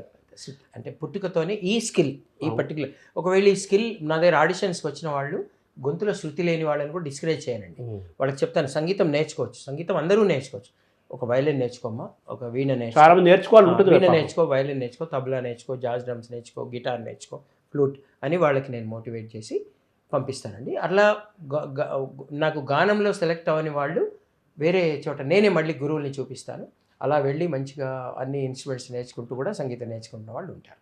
మీ స్కూల్ తయారైన వాళ్ళలో ప్లేబ్యాక్ సింగర్స్ గాను బాగా రాణిస్తున్న వాళ్ళు ఒక 5-6 పేర్లు చెప్పాలంటే జనం కోసం చెప్పనండి, మీరే వేయండి. అంతేనా? ఎందుకంటే ఒకళ్ళ పేరు చెప్పి ఒకళ్ళ పేరు చెప్పకపోతే బాధపడతారు పిల్లలు. అందరూ ఉన్నారు, ఆల్మోస్ట్ ఉన్నారు. మీరే ఇంకా మీరు చూడండి, పేర్లు అంటే మీరు గూగుల్ చేస్తే LMA వెబ్సైట్లో కూడా పేర్లన్నీ ఉంటాయండి. ఈ LMA పేరు ఆలోచన మీదేనా? పేరు నా దగ్గర చేరిన వాళ్ళల్లో అన్ని భాషల వాళ్ళు చేరారు.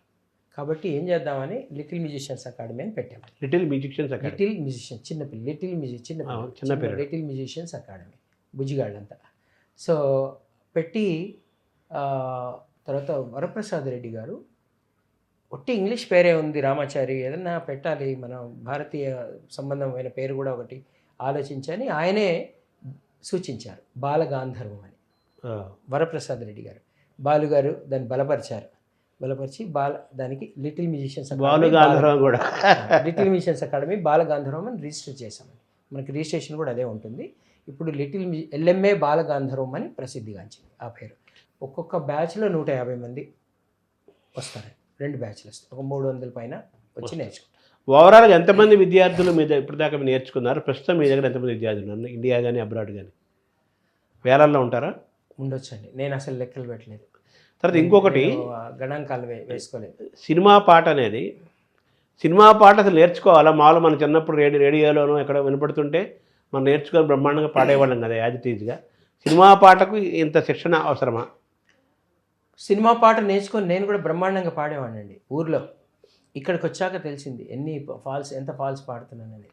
చాలా ఇక్కడ నేను సంగీతం నేను కూడా అనుకునేవాడిని, మా ఇంట్లో కూడా అనుకునేవాళ్ళు, మా చుట్టుపక్కల ఉండే వాళ్ళు కూడా ఆహా ఓహో ఏం పాడుతున్నారా ఘనాఘన సుందర అని అనేవాళ్ళు.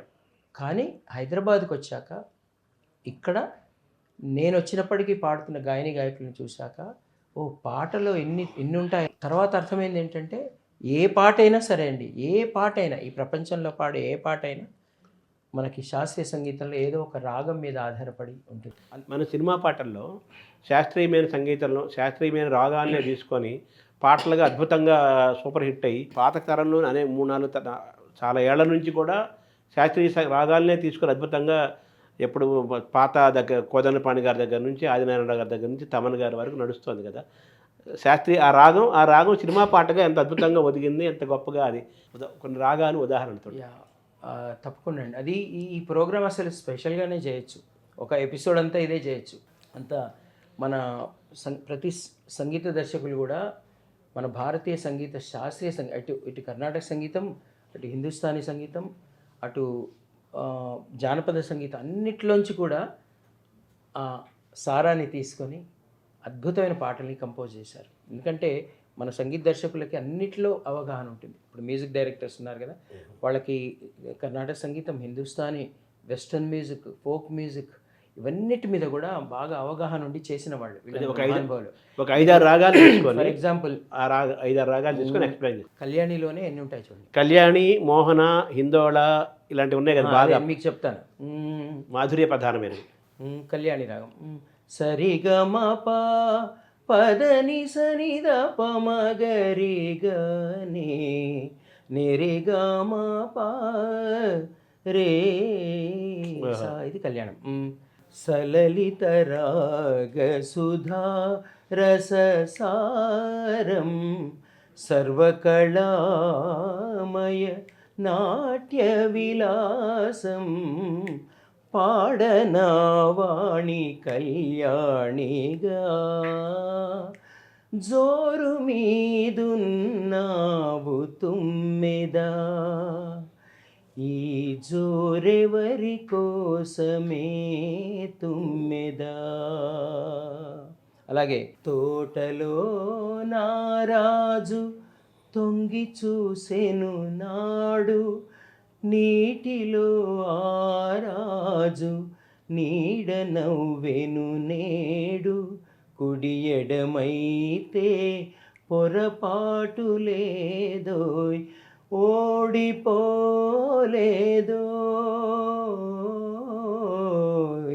అలాగే దొరకునా ఇటువంటి సేవా నీ పదరాజీవముల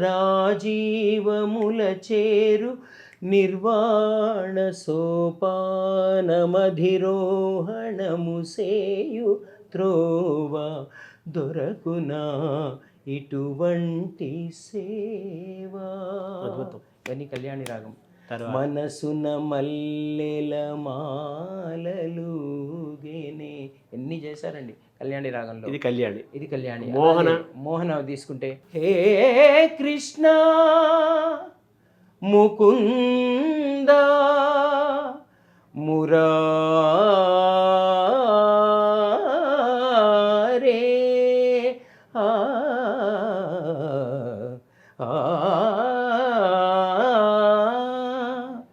జయ కృష్ణ ముకుంద మురారి. ఓకే. అలాగే శివ శివ శంకర భక్తవ శంకర శంభో హర హర నమో నమో శివ శివ శంకర భక్తవ శంకర వేల గోపెమ్మల మువ్వా గోపాలుడే నా ముద్దు గోవిందుడే. అలాగే నిన్ను కోరి వర్ణం సరి సరి కలిసేనే నయనం మదిలో వీణలు మ్రోగే చందన చర్చిత నీల కళేబర పీతవసన వనమాలి మోహన రాగమహా మూర్తిమంతమాయే. అలాగే మీకు ఏ శ్వాసలో చేరితే గాలి గాంధర్వమవుతున్నదో. Very good. హిందోళంలో మనకి ఒక మంచి పాట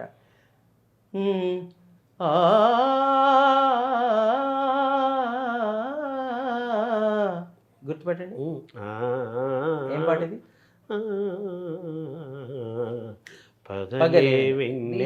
పర్ఫెక్ట్ హిందోళం. గమదని సా నిసని దసా నిసని దసా నిదమా గమ గమద మదని దని సని సా నిదమా గ సని స పగలే వెన్నెల జగమే ఊయల కదిలే ఊహలకే కన్నులుంటే పగలే వెన్నెల आधा है चांद आधा है चंद्रमा रात आधी. ఇది కూడా హిందోళం. అలాగే मन तरपत हरि दर्शन को आज मन बिन गुरु ज्ञान कहाँ से पाऊं बिन गुरु ज्ञान कहाँ से पाऊं అని మనకి బేజు బౌరాల మాలుకోవచ్చు అంటారా. అలాగే ఓం నమ శివాయ చంద్రకళాధర సహృదయ సాంద్రకళా పూర్ణోదయ లయ నిలయ. ఎన్ని పాటలు అండి హిందోళంలో. అభేరి సగమ పని సనిదపమగరి స. అభేరి రాగం భీంప్లాసి అంటారు దీన్ని. గగన వీధుల నేలు ఓ మేఘమాల,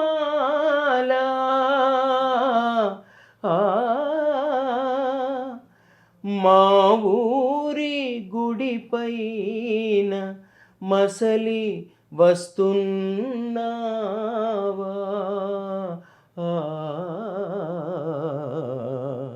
మల్లి జాడేదైన నాతో మనసు చల్లగా చెప్పిపోవా, ఓ అందాల ఓ మేఘమాల, నా చందాల ఓ మేఘమాల. అలాగే పాట పాడుమా కృష్ణ, పలుకుతే నెలొలుకునటుల, మాటలాడు మా ముకుంద, మనసు తీరగా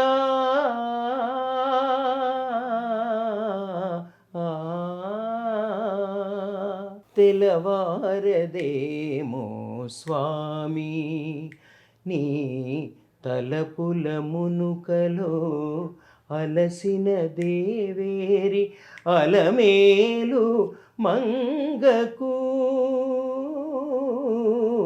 తెలవారదేమో స్వామి, రావోయి చందమామ మా వింత గాథ వినుమా, తెలుసా మనసా ఇది ఏనాటి అనుబంధము.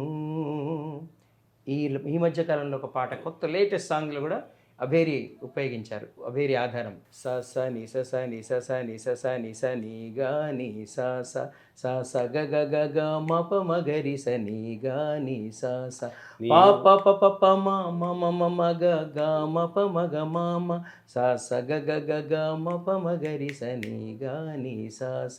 నీ కాళ్ళను పట్టుకొని తమన్ గారు ఈ పాట చేశారు. నీ కాళ్ళని పట్టుకు వదలనన్నవి చూడే నా కళ్ళు, ఆ చూపుల నెల్లా తొక్కుకు వెళ్ళకు దయలేదా. అది సామజవర గమన సగమ పామ గరి సరిని నిస పామ గరి సరిని నిస నిస నిజ నిస నిజ నిస నిస నిస పమగరి స గమ పని స నిద పమగరి స. ఇది అభేరి. అద్భుతంగా పాటలో ఇది చేస్తారు. దేశ్ కాపీ ఏదని అంటారు. దేశ్ రాగం మనకు హిందుస్థానీ కదా, హిందుస్థానీ. మన వందే మాతరంలో వందే మాతరం సుజలాం సుఫలాం ఇతర అలిగిన వేళనే చూడాలి, ఆ పాటలో దేశ రాగమే. అవును, అది కూడా ఒకసారి పాడతాను. వందే మాతరం వందే మాతరం సుజలాం సుఫలాం మలయజ శీతలాం సస్యశ్యామలాం మాతరం వందే మాతరం. శుభ్రజ్యోత్స్న పులకితయామినీం పుల్లకుసుమిత ద్రుమదళశోభినీం సుహాసినీం సుమధురభాషిణీం సుఖదాం వరదాం మాతరం వందే మాతరం వందే మాతరం వందే వందే మాతరం. అద్భుతం. అంటే ఇది దేశభక్తి గీతం కాబట్టి దేశరాగంలో చేశారు. అలాగే అలిగిన వేళనే చూడాలి గోకుల కృష్ణుని అందాలు, అలిగిన వేళనే చూడాలి రేనా నా నా నా రే నా రే దేశరాగం. మాధవ సురేష్ మ్యూజిక్లో దేశరాగం పెట్టారు కదా. అవునండి, దేశరాగం చాలా చాలా సినిమాల్లో బ్యాక్గ్రౌండ్ స్కోర్లో కూడా వాడతారు. చాలా అద్భుతమైన రాగం అండి. అంటే అసలు చాలా ఎంత ప్లెజెంట్గా ఉంటుంది రాగం. అసలు ఏ రాగమైనా వైభోగమేనండి. అది వాణి వీణ నాదమే సంగం. అమ్మవారు ఇచ్చిన ప్రతి రాగం కూడా మనం చక్కగా నేర్చుకొని కనుక పాడితే పిల్లలు ఎంత బాగుంటుంది. చాలా బాగుంది. మీరు ఇందాక ఇంకో రాగం అడిగారు, అది హాయి హాయిగా. హాయి హాయిగా అది హంసానంది అంటారు. అది దాన్ని సోహిని అని కూడా అంటారు హిందుస్థానీ. అది హిందుస్థానీ రాగమా హంసానంది? హిందుస్థానీ కర్ణాటకలో హంసానంది అంటారు, హిందుస్థాన్లో సోహిని అంటారు.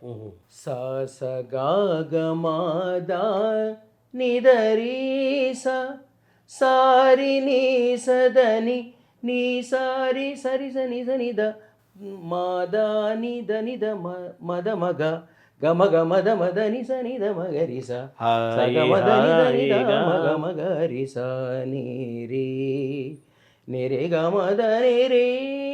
ఆ రీలో ఒక ఎమోషన్ ఉంటుంది. వేదం హాయి హాయిగా ఆమని సాగే. నేను పాడుతా తీగ ఫైనల్లో పాడాను. సోయగాల కనవోయి సఖా హాయి సఖా హాయి హాయిగా ఆమని వేదం అణువణున నాదం నా పంచ ప్రాణాల నాట్య వినోదం నాలో రేగే నిన్ను హంసానంది రాగాలై రీ రీ రీ రీ రీ సానిదమ గమదని సని రి సని దని సని దామ గమద మగమగరి రీ. హంసనాదం కూడా ఉంది కదా. హంసనాదం వేరు, హంసనాదం వేరు. హంసనాదంలో కూడా పాటలు చేశారు, ఇళయరాజా గారే చేశారు. అవును. ఓం నమః నయన శృతులకు ఓం నమః అధర నననకు ఒంటరి బాట సారి జంటకు చేరగా కంటికి నాననంటే రెప్పగ మారన స సరి మ పని స సని పమరి స. ఇది హంసనాదం.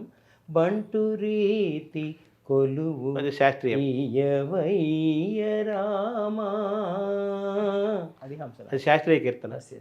అమృతవర్షుడు కూడా గొప్ప శాస్త్రీయ సంగీతమే అండి. శాస్త్రీయ సంగీతంలోంచి వచ్చిన రాగాలతోనే లలిత సంగీతం శాస్త్రీయ సంగీతంలోంచి పుట్టిన బిడ్డే లలిత సంగీతం. అమృతవర్షిణి ఆనతి నీయరా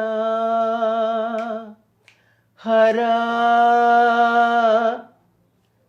సన్నుతి సేయగా సమ్మతి నీయరా దొరా సన్నిధి చేరగా ఆనతి నీయరా సగమ పని సని పమగ మగ ని సగమ పమగ మగ గమ పని ని ప మ పని ని సాని పమ పగమ సగమ పని మ పగ మగ స. మా గురువుగారు కూడా సాయిబాబా గారు కూడా ఒకటి కంపోజ్ చేశారు. స్వరతరంగిణి ప్రమదరూపిణి స సగమ పని సని పమగ స సని పమగ మగ మగ మ స ని సగమప ని సగమగసా స్వరతరంగిణి ప్రమదరూపిణి నవరసభరిత రాగరాగిణి మానస వీణా వీణా పాణివాణి భావమాధుర్య సారసలోచని స్వరతరంగిణి సగమపని సా. ఇది అమృత వర్షించినట్టే కదా. అంటే ఒక లలిత గీతం పాడాలన్నా, భక్తి గీతం పాడాలన్నా, సినిమా పాట పాడాలన్నా, శాస్త్రీయ సంగీతంలో ఉండే ఆ రాగం మనం నేర్చుకొని కనుక పాడితే ఆ పాటని ఎలివేట్ చేసి పాడగలుగుతాం. ఎలివేట్ చేయడం అంటారు. ఇప్పుడు లేదంటే ముక్కున పట్టుకొని పాడడం వేరు, ఆ రాగం తెలిసి దాన్ని ఎలివేట్ చేయడం జ్ఞానంతో. ఇప్పుడు ఘంటసాల గారు, సుశీలమ్మ గారు, జానకమ్మ గారు, బాలు గారు పాడిన పాటలు ఎందుకు అంత ఎలివేట్ అయి ఉంటాయి? చిత్ర గారు, శ్రేయా ఘోషల్ గారు, శంకర్ మహాదేవన్ గారు, కార్తిక్ గారు, ఇంకా అందరూ. ఇప్పుడు మనం మా పిల్లలు కూడా అప్పుడు పాడుతున్న మా స్టూడెంట్స్ పిల్లలు కూడా ఎవరైతే బాగా సక్సెస్ అయ్యారో వాళ్ళు కూడా ఎలివేట్ చేసి పాడతారు. సో ఏ పాటలో అయినా ఒక రాగం ఉంటుంది, ఒక తాళగతిలో నడుస్తుంది. ఆ తాళంలో ఆన్ బీట్ అని ఉంటుంది, బిఫోర్ బీట్ అని ఉంటుంది, ఆఫ్టర్ బీట్ అని ఉంటుంది. పాటలో గమకాలు ఉంటాయి, ఒదుగులు ఉంటాయి, గ్లైడింగ్ చేసి పాడడం ఉంటుంది, స్లైడింగ్ చేసి పాడడం ఉంటుంది, వాయిస్ మాడ్యులేషన్స్, డైనమిక్స్, తర్వాత వాల్యూమ్ వేరియేషన్స్ ఉంటాయి, 3 స్థాయిలు ఉంటాయి, lower active, middle active, higher active, voice control అని ఒకటి ఉంటుంది, వాయిస్ కల్చర్ ఉంటుంది, ఇదంతా చదువు కదా, విద్య, బ్రెత్ మేనేజ్మెంట్ అని ఉంటుంది. ఇవన్నీ మీకు చెప్తున్నాను. ఇవన్నీ కూడా అన్ని సైన్సెస్ లాగే ఒక గురువు గారి దగ్గరికి వెళ్ళి ఈ సైన్స్ ఆఫ్ మ్యూజిక్ నేర్చుకుంటే మనము ఆథెంటిక్గా పాడగలుగుతాము, లేదంటే అందాదగా పాడగలుగుతాము. ఇవన్నీ కూడా మనం ఇప్పుడు మీరు అన్నారు సినిమా పాట పాడి భేష్ అనిపించుకుంటున్నాం. ఆ భేష్ అనేది మన ఇంటి చుట్టుపక్కల వాళ్ళే అంటారు. ఎప్పుడు మనకు అది తెలుస్తుంది, అది సరిగ్గా మనం టెక్నికల్గా గ్రామర్ కరెక్ట్గా లేదనేది ఎప్పుడు తెలుస్తుందంటే ఒక పోటీకి వెళ్ళినప్పుడు అక్కడ న్యాయ నిర్ణేత, అమ్మ నీకు ఇక్కడ శృతి పోయింది, ఇక్కడ నువ్వు స్వరస్థానం తప్పు పాడావు, ఇక్కడ నీకు గమకం జారిపోయింది, ఇక్కడ నీకు ఒదుగు పలకలేదు, నీకు పై స్థాయికి వెళ్ళినప్పుడు వాయిస్ నిలవలేదు. ఇలాంటివన్నీ కూడా మనకి ఒక సంగీత కాంపిటీషన్కి వెళ్ళినప్పుడు, లేకపోతే ఒక ప్లేబ్యాక్ సింగింగ్ చేద్దాం అనుకున్నప్పుడు, అప్పుడు అక్కడ మ్యూజిక్ డైరెక్టర్, న్యాయ నిర్ణేతలు చెప్పినప్పుడు ఓ మనకి ఇవన్నీ తెలియవా అనేది అప్పుడు మనము బాధపడతాం. అప్పటికే చాలా కాలం గడిచిపోతుంది. అందుకే తల్లిదండ్రులకు నేను ఇచ్చే ఇదేంటంటే, మీరు ఐఐటి దాకా చదివించి ఎలాగైతే జాబ్ చేయిస్తారో సింగింగ్లో కూడా ఐఐటి దాకా, పిహెచ్డి దాకా ఉంటుంది. అక్కడ దాకా చదివించి పిల్లల్ని ఆ పట్టు వాళ్ళకి, ఆ రాగాలు, అవన్నీ కూడా, ఆ టెక్నిక్స్, ఆ గ్రామర్, ఆ ఫార్ములా అంతా నేర్చుకొని వాళ్ళు ఏం పాడుతున్నారో వాళ్ళకి తెలిసి పాడేట్టు చేసి అప్పుడు వాళ్ళని ఒక ప్రొఫెషనల్ సింగర్స్గా ప్రయత్నించేటట్టు సమాజంలోకి, ఆ రంగంలోకి పంపించాలి. దానికి మన ఎల్ఎంఏ ఉపయోగపడుతుంది కదా. ఎల్ఎంఏనే కాదండి, చాలా సంస్థలు ఉన్నాయి మీ దగ్గర ఉపయోగపడుతుంది. ఎక్కడున్న వాళ్ళు అక్కడ నేర్పించండి. LMA is one of the schools అండి, చాలా ఉన్నాయి. ఎక్కడైనా ఏ గురువు అయినా మంచి గురువే అండి. ఏ మ్యాథ్స్ టీచర్ అయినా 2+2 4 అనే చెప్తారు, 5+5 10 అనే చెప్తారండి. ఏ మ్యాథ్స్ టీచర్ కూడా 5+5 9 అని చెప్పడండి. కాబట్టి మనం గురువులను ఎప్పుడు అనుమానించొద్దండి. ఎక్కడైనా అంటే మీరు రీసెర్చ్ చేయండి. ఇప్పుడు మనం స్కూల్స్ని రీసెర్చ్ చేస్తాం, ఏది మంచి స్కూల్ అది. అలాగే ఇక్కడున్న గురుకులమ్స్ చాలా ఉన్నాయండి. నేను ఆ గురుకులమ్స్ అన్నిట్లో ఎక్కడైనా వెళ్ళి జాయిన్ అవ్వండి, ఎక్కడైనా బాగా నేర్పిస్తారు. అయితే మన స్కూల్ ఏంటంటే వీటన్నిటిని కంపైల్ చేసి నేను ఒక ఇప్పుడు అటు వాళ్ళు నేను ఇంకోటి తెలుసా అండి, శాస్త్రీయ సంగీతం నేర్చుకోకుండా లైట్ మ్యూజిక్ నేర్పించానండి. నేను నా షరతుల్లో ఫస్ట్ షరతు శాస్త్రీయ సంగీతం నేర్చుకోవడం.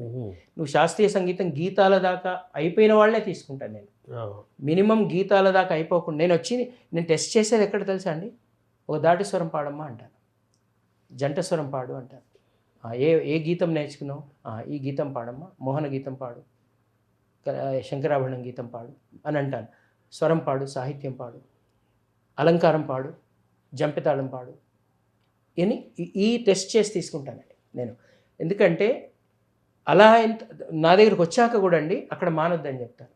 మినిమం అంటే ఒక లలిత సంగీతం నేర్చుకునే వాళ్ళు కూడా మనోధర్మం దాకా ఎవరైతే పాడగలుగుతారో శాస్త్రీయ సంగీతంలో వాళ్ళే ఒక ఘంటసాల గారండి.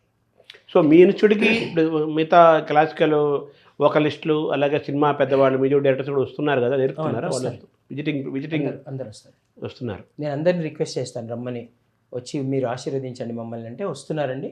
వాళ్ళు వస్తారు, మా పిల్లల పాటలు వింటారు, వాళ్ళని ఆశీర్వదిస్తారు, నన్ను ఆశీర్వదిస్తారు, సలహాలు ఇస్తారు. ఇంకా వాళ్ళు నాకు తెలియని విషయాలు కూడా చెప్తారు. అవన్నీ కూడా నేను కూడా వెళ్తానండి. నేను కూడా వేరే వేరే ఇన్స్టిట్యూట్స్కి వెళ్ళి కూర్చుంటాను, వాళ్ళతో మాట్లాడతాను. మేమందరం కూడా ఒక వాట్సాప్ గ్రూప్ ఉంటుంది మాకు, టీచర్స్ అందరిది. ఇప్పుడు ఇంకోటి ఏంటంటే ఒక సమ్మేళనం కూడా చేయదలుచుకున్నాను ఎల్ఎంఏ నుంచి, గురువులందరి సమ్మేళనం. ఒక రవీంద్ర భారతిలోనో మేమందరం కలుసుకొని ఒక వాళ్ళ ఒక్కొక్కళ్ళు వాళ్ళ పిల్లలతో పాడిస్తారు, గురువులు పాడతారు. అలా మేము కొన్ని చర్చలు చేసుకొని కొంత దాని మీద సమీక్షా సమావేశాలు చేసుకొని ఇలాంటివన్నీ కూడా ఎల్ఎంఏ నుంచి నేను చేయబోతున్నాను. తర్వాత ఇన్స్పిరేషన్ అని ఒక ప్రోగ్రాం పెడతాను. అందులో క్లాసికలే పెడతాను. అక్కడ నేను ఏం చేస్తానంటే క్లాసికల్ పెద్ద ఒక మాస్టర్ వచ్చి అక్కడ కూర్చుంటారండి. ఇప్పుడు హైదరాబాద్ బ్రదర్స్ వచ్చారు, తర్వాత వైజర్స్ గారు చేశారు, శ్రీనిధి వెంకటేష్ చేసింది, తర్వాత హిందుస్థానీ పెద్దలు చేశారు, డి శ్రీనివాస్ వీణ చేశారు. వీళ్ళందరినీ పిలిచి అక్కడ వాళ్ళకి ఒక రాగం తీసుకుంటామండి.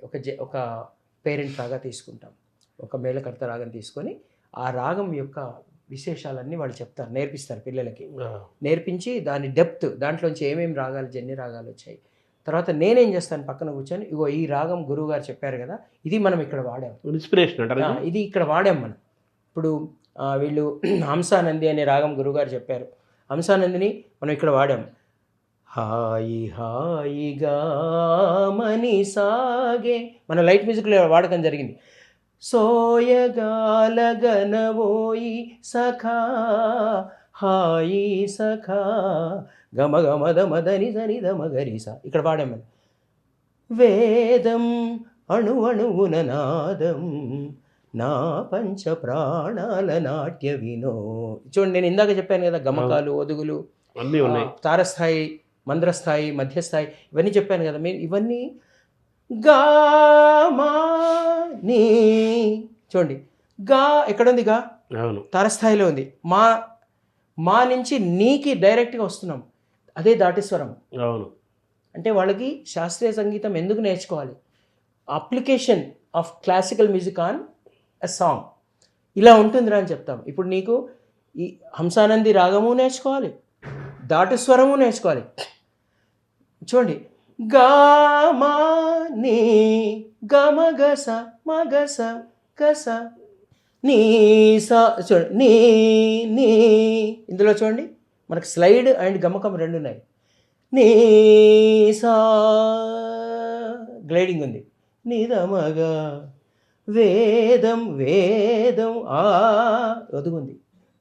ఒదుగుంది అణువణువున నాదం చూడండి, ఇవన్నీ ఉంటాయి. ఇవన్నీ ఈ శాస్త్రీయ సంగీతంలో ఉంటాయి. అది మూలం, అదే వాళ్ళిచ్చిన వాటినే మనము అందంగా ఒక మలిచి దాన్ని ఒక లైట్ మ్యూజిక్ ఒక జానర్ అంటారు. అవును, దాని డిక్షన్, దాన్ని ప్రజెంటేషన్ చేసే దాని డోస్ కొంచెం సరళంగా లలితంగా ఉంటుంది. మరి జానపదాలు ఉన్నాయి, జనం భాష. అంతే, జనం భాష. ఇప్పుడు మా పాటలో అన్నీ ఉంటాయండి. ఇప్పుడు సినిమా రంగంకి వచ్చేసరికి అండి, ఇటు గ్రాంధికంలోంచి ఉంటాయి పదాలు, వ్యవహారికంలోంచి ఉంటాయి, జానపదాల్లోంచి ఉంటాయి. అన్నిటి సంగమమే మా సినిమా రంగం. సినిమా సంగీతం దేనికంటే తక్కువ కాదు, అన్నిటి యొక్క సమాగమమే సినిమా సంగీతము. సినిమా సంగీతంలో మనం రాణించాలంటే శాస్త్రీయ సంగీతం పునాదులు ఉండాలి, లలిత సంగీతం ఉండాలి, హిందుస్థానీ సంగీతం బాగా తెలియాలి. అది నేను కంపైల్ చేసి ఇక్కడ నేర్పిస్తున్నాను. వాళ్ళు నేర్చుకున్న అన్ని, అటు హిందుస్థానీ, కర్ణాటక, జానపదం అన్నీ ఇక్కడ నేను ఒక పాట మీద ఎలా మీరు డోస్ పెట్టాలి, ఒక బ్యాక్గ్రౌండ్ స్కోర్లో ఎలా పాడాలి, దాంట్లో ఉండే ఫీల్ అండి, ఒక్కొక్క రాగంలో ఫీల్ ఉంటుందండి. సో సినిమా పాటల వెనకాల ఇంత ఉంది, శాస్త్రీయ సంగీతం ఉందండి. అదే మేము ఎవ్వరం లలిత గీతం చేసినా, అది సినిమా పాట చేసినా, బ్యాక్గ్రౌండ్ స్కోర్ చేసినా అందులో ఉన్నది శాస్త్రీయ సంగీతమే అండి. అందుకే నేను ఇన్స్పిరేషన్ ప్రోగ్రాం కింద ఒక శాస్త్రీయ విద్వాంసుని తీసుకొచ్చి శాస్త్రీయ సంగీతం కచేరీ పెట్టించి ఒక రాగం వాళ్ళు ఎక్స్ప్లెయిన్ చేస్తుంటే ఆ రాగాన్ని మనం ఇలా సినిమాల్లో బ్యాక్గ్రౌండ్ స్కోర్లో, లలిత గీతంలో, భక్తి గీతంలో, సినిమా పాటలు ఎలా ఉపయోగించామనేది నేను చెప్తూ మళ్ళీ వాళ్ళు ఆ కీర్తన పాడి ఒక కచేరీ చేస్తారండి, త్వరలో చేయబోతు. సో చేస్తారు. అది ఇన్స్పిరేషన్ అండి. నేను లలిత సంగీతం నేర్పిస్తూ శాస్త్రీయ సంగీతాన్ని చాలా ప్రమోట్ చేస్తున్నానండి. మీకు చెన్నైలో మార్గళి ఫెస్టివల్ జరుగుతుంది, మార్గశిరం. అలా హైదరాబాద్లో కూడా మనము ఒక ఫెస్టివల్ శాస్త్రీయ అటు కర్ణాటక సంగీతం, అటు హిందుస్థానీ సంగీతంలో మార్గళి ఫెస్టివల్ లాంటి ఫెస్టివల్ ఎవరి పెద్దల సహాయంతో, మన కళా పోషకుల స్పాన్సరర్స్ సహాయంతో, ఛానల్స్ సహాయంతో, ప్రింట్ మీడియా సహాయంతో నేను ఇక్కడ కూడా ఒక వారం రోజులు, 10 రోజులు, 1 మంత్ మన దగ్గర కూడా ఏ జనవరిలోనో అలాంటి ఫెస్టివల్స్ చేయాలని కూడా నాకు ఉందండి. నేను చాలా ప్రమోట్ చేస్తాను శాస్త్రీయ, ఎందుకంటే శాస్త్రీయ సంగీతం విలువ తెలిసిన వాడిని నేను. నాకు ఆ విలువ తెలుసు. నాకు ఓవరాల్గా మీ సంగీత ప్రయాణంలో మీరు ఈ సంగీతాన్ని ఎంచుకున్నందుకు, పాటలు ఎంచుకున్నందుకు, పాటలు నేర్పుతున్నందుకు, పాటల్ని కలిపి నేర్చుకుంటున్నందుకు తృప్తిగా ఉన్నారా మీరు జీవితం పట్ల, మీ ప్రయాణం పట్ల? తృప్తి అనేది ఉండదండి. అంటే తృప్తి అంటే ఏంటి? సాటిస్ఫాక్షన్, ఆనందం ఉంటుంది. ఫీల్ అంటున్నాను. తృప్తి ఉంది కానీ ఇంకా ఏదో చేయాలని, ఇంకా ఏం చేస్తాము అనే ఆలోచన ఉంటుంది. ఇంకా నేర్చుకోవాలి, ఇంకా నేర్పించాలి, ఇంకా రీసెర్చ్ చేయాలి, ఇంకా తర్వాతి తరాల వాళ్ళని ఎలా కరెక్ట్గా మనము వాళ్ళ అంటే వాళ్ళ మనస్సులోకి ఏది ఒరిజినల్, ఏది ఫాల్స్ అనేది తీసుకుపోవాలి. ఇప్పుడు మనకి ముఖ్యంగా తర్వాత తరాల వాళ్ళకి ఎందులో అయినా అండి, నాట్ ఓన్లీ మ్యూజిక్, ఎందులో అయినా తల్లిదండ్రులు, గురువుల బాధ్యత చాలా పెద్దగా ఉందండి. చాలా పెద్ద బాధ్యత ఏంటంటే ఒరిజినల్ ఏంటి, ఫాల్స్ ఏంటి అనేది వాళ్ళకి తెలియాలి చిన్నప్పటి నుంచే. సో మీ భవిష్యత్తు, మీ ప్రయాణం ఇలాగే సాగుతుందా పాటలాగానే? అంతే కదా? అలాగే సాగాలండి. భగవంతుడు నాకు పూర్ణ ఆయుష్యునివ్వాలి, అందరి ఆశీస్సులతో, గురువులు, తల్లిదండ్రులు, పెద్దల ఆశీస్సులతో నాకు ఆరోగ్యం, ఆనందం 2 నేను కోరుకుంటాను దేవుణ్ణి. తర్వాత జ్ఞానం, సంగీత జ్ఞానం నాకు ఇస్తూ ఉండయ్యా. ఆయుష్ ఇవ్వు, ఆరోగ్యం ఇవ్వు, సంగీత జ్ఞానం ఇవ్వు. నేను అది తర్వాత తరాల వాళ్ళకి నేను అలా చేరవేస్తూ ఉంటాను. ఆ సేవలో నన్ను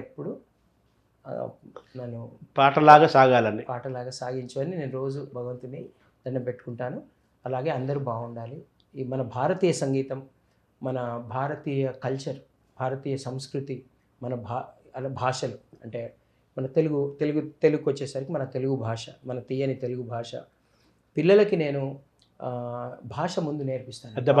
పాట కంటే ముందు భాష, ఆ పాటని ఎలా ఉచ్చరించాలి. సరస స్వర సుర ఝరీ గమనము, ప్రాగ్దిశ వీణీయ పైన అందులో షా ఎలా పలకాలి, సా ఎలా పలకాలి, షా ఎలా పలకాలి, రా ఎలా పలకాలి, రా ఎలా పలకాలి, లా ఎలా పలకాలి, క్షా ఎలా పలకాలి, జ్ఞా ఎలా పలకాలి, చా ఎలా పలకాలి, ఛా ఎలా పలకాలి, స ఎలా పలకాలి, జా ఎలా పలకాలి, ఝా ఎలా పలకాలి, జ ఎలా పలకాలి, పదాల విరుపులు అనేది ఇలా పిల్లలకు ముందు నేను భాష నేర్పించి, ఆ పదాల విరుపులు నేర్పించి, ఆ సంధులు ఏంటో చెప్పి, ఉచ్చారణ చెప్పి, అప్పుడు అందులో ఏ రాగం ఉంది, ఏ తాళం ఉంది అలా నేర్పిస్తూ, ఏ తప్పులు లేకుండా అక్కడ కూర్చున్న న్యాయ నిర్ణేతలు ఇటు సాహిత్యపరంగా, ఇటు సంగీతపరంగా, భావపరంగా, ఉచ్చారణ పరంగా ఎక్కడ శృతి లయలు ఏది కూడా, ఏ టెక్నిక్స్ కూడా వీళ్ళు తప్పు పాడట్లేదు, బాగా పాడుతున్నారు అని మెచ్చుకొని ఆశీర్వదించేంత గొప్ప గాయకులుగా తయారు చేయడానికి నేను ప్రయత్నిస్తాను. ఒక పెద్ద బాల శిక్ష లాగా అది కూడా నేర్పుతున్నారు కదా మీరు.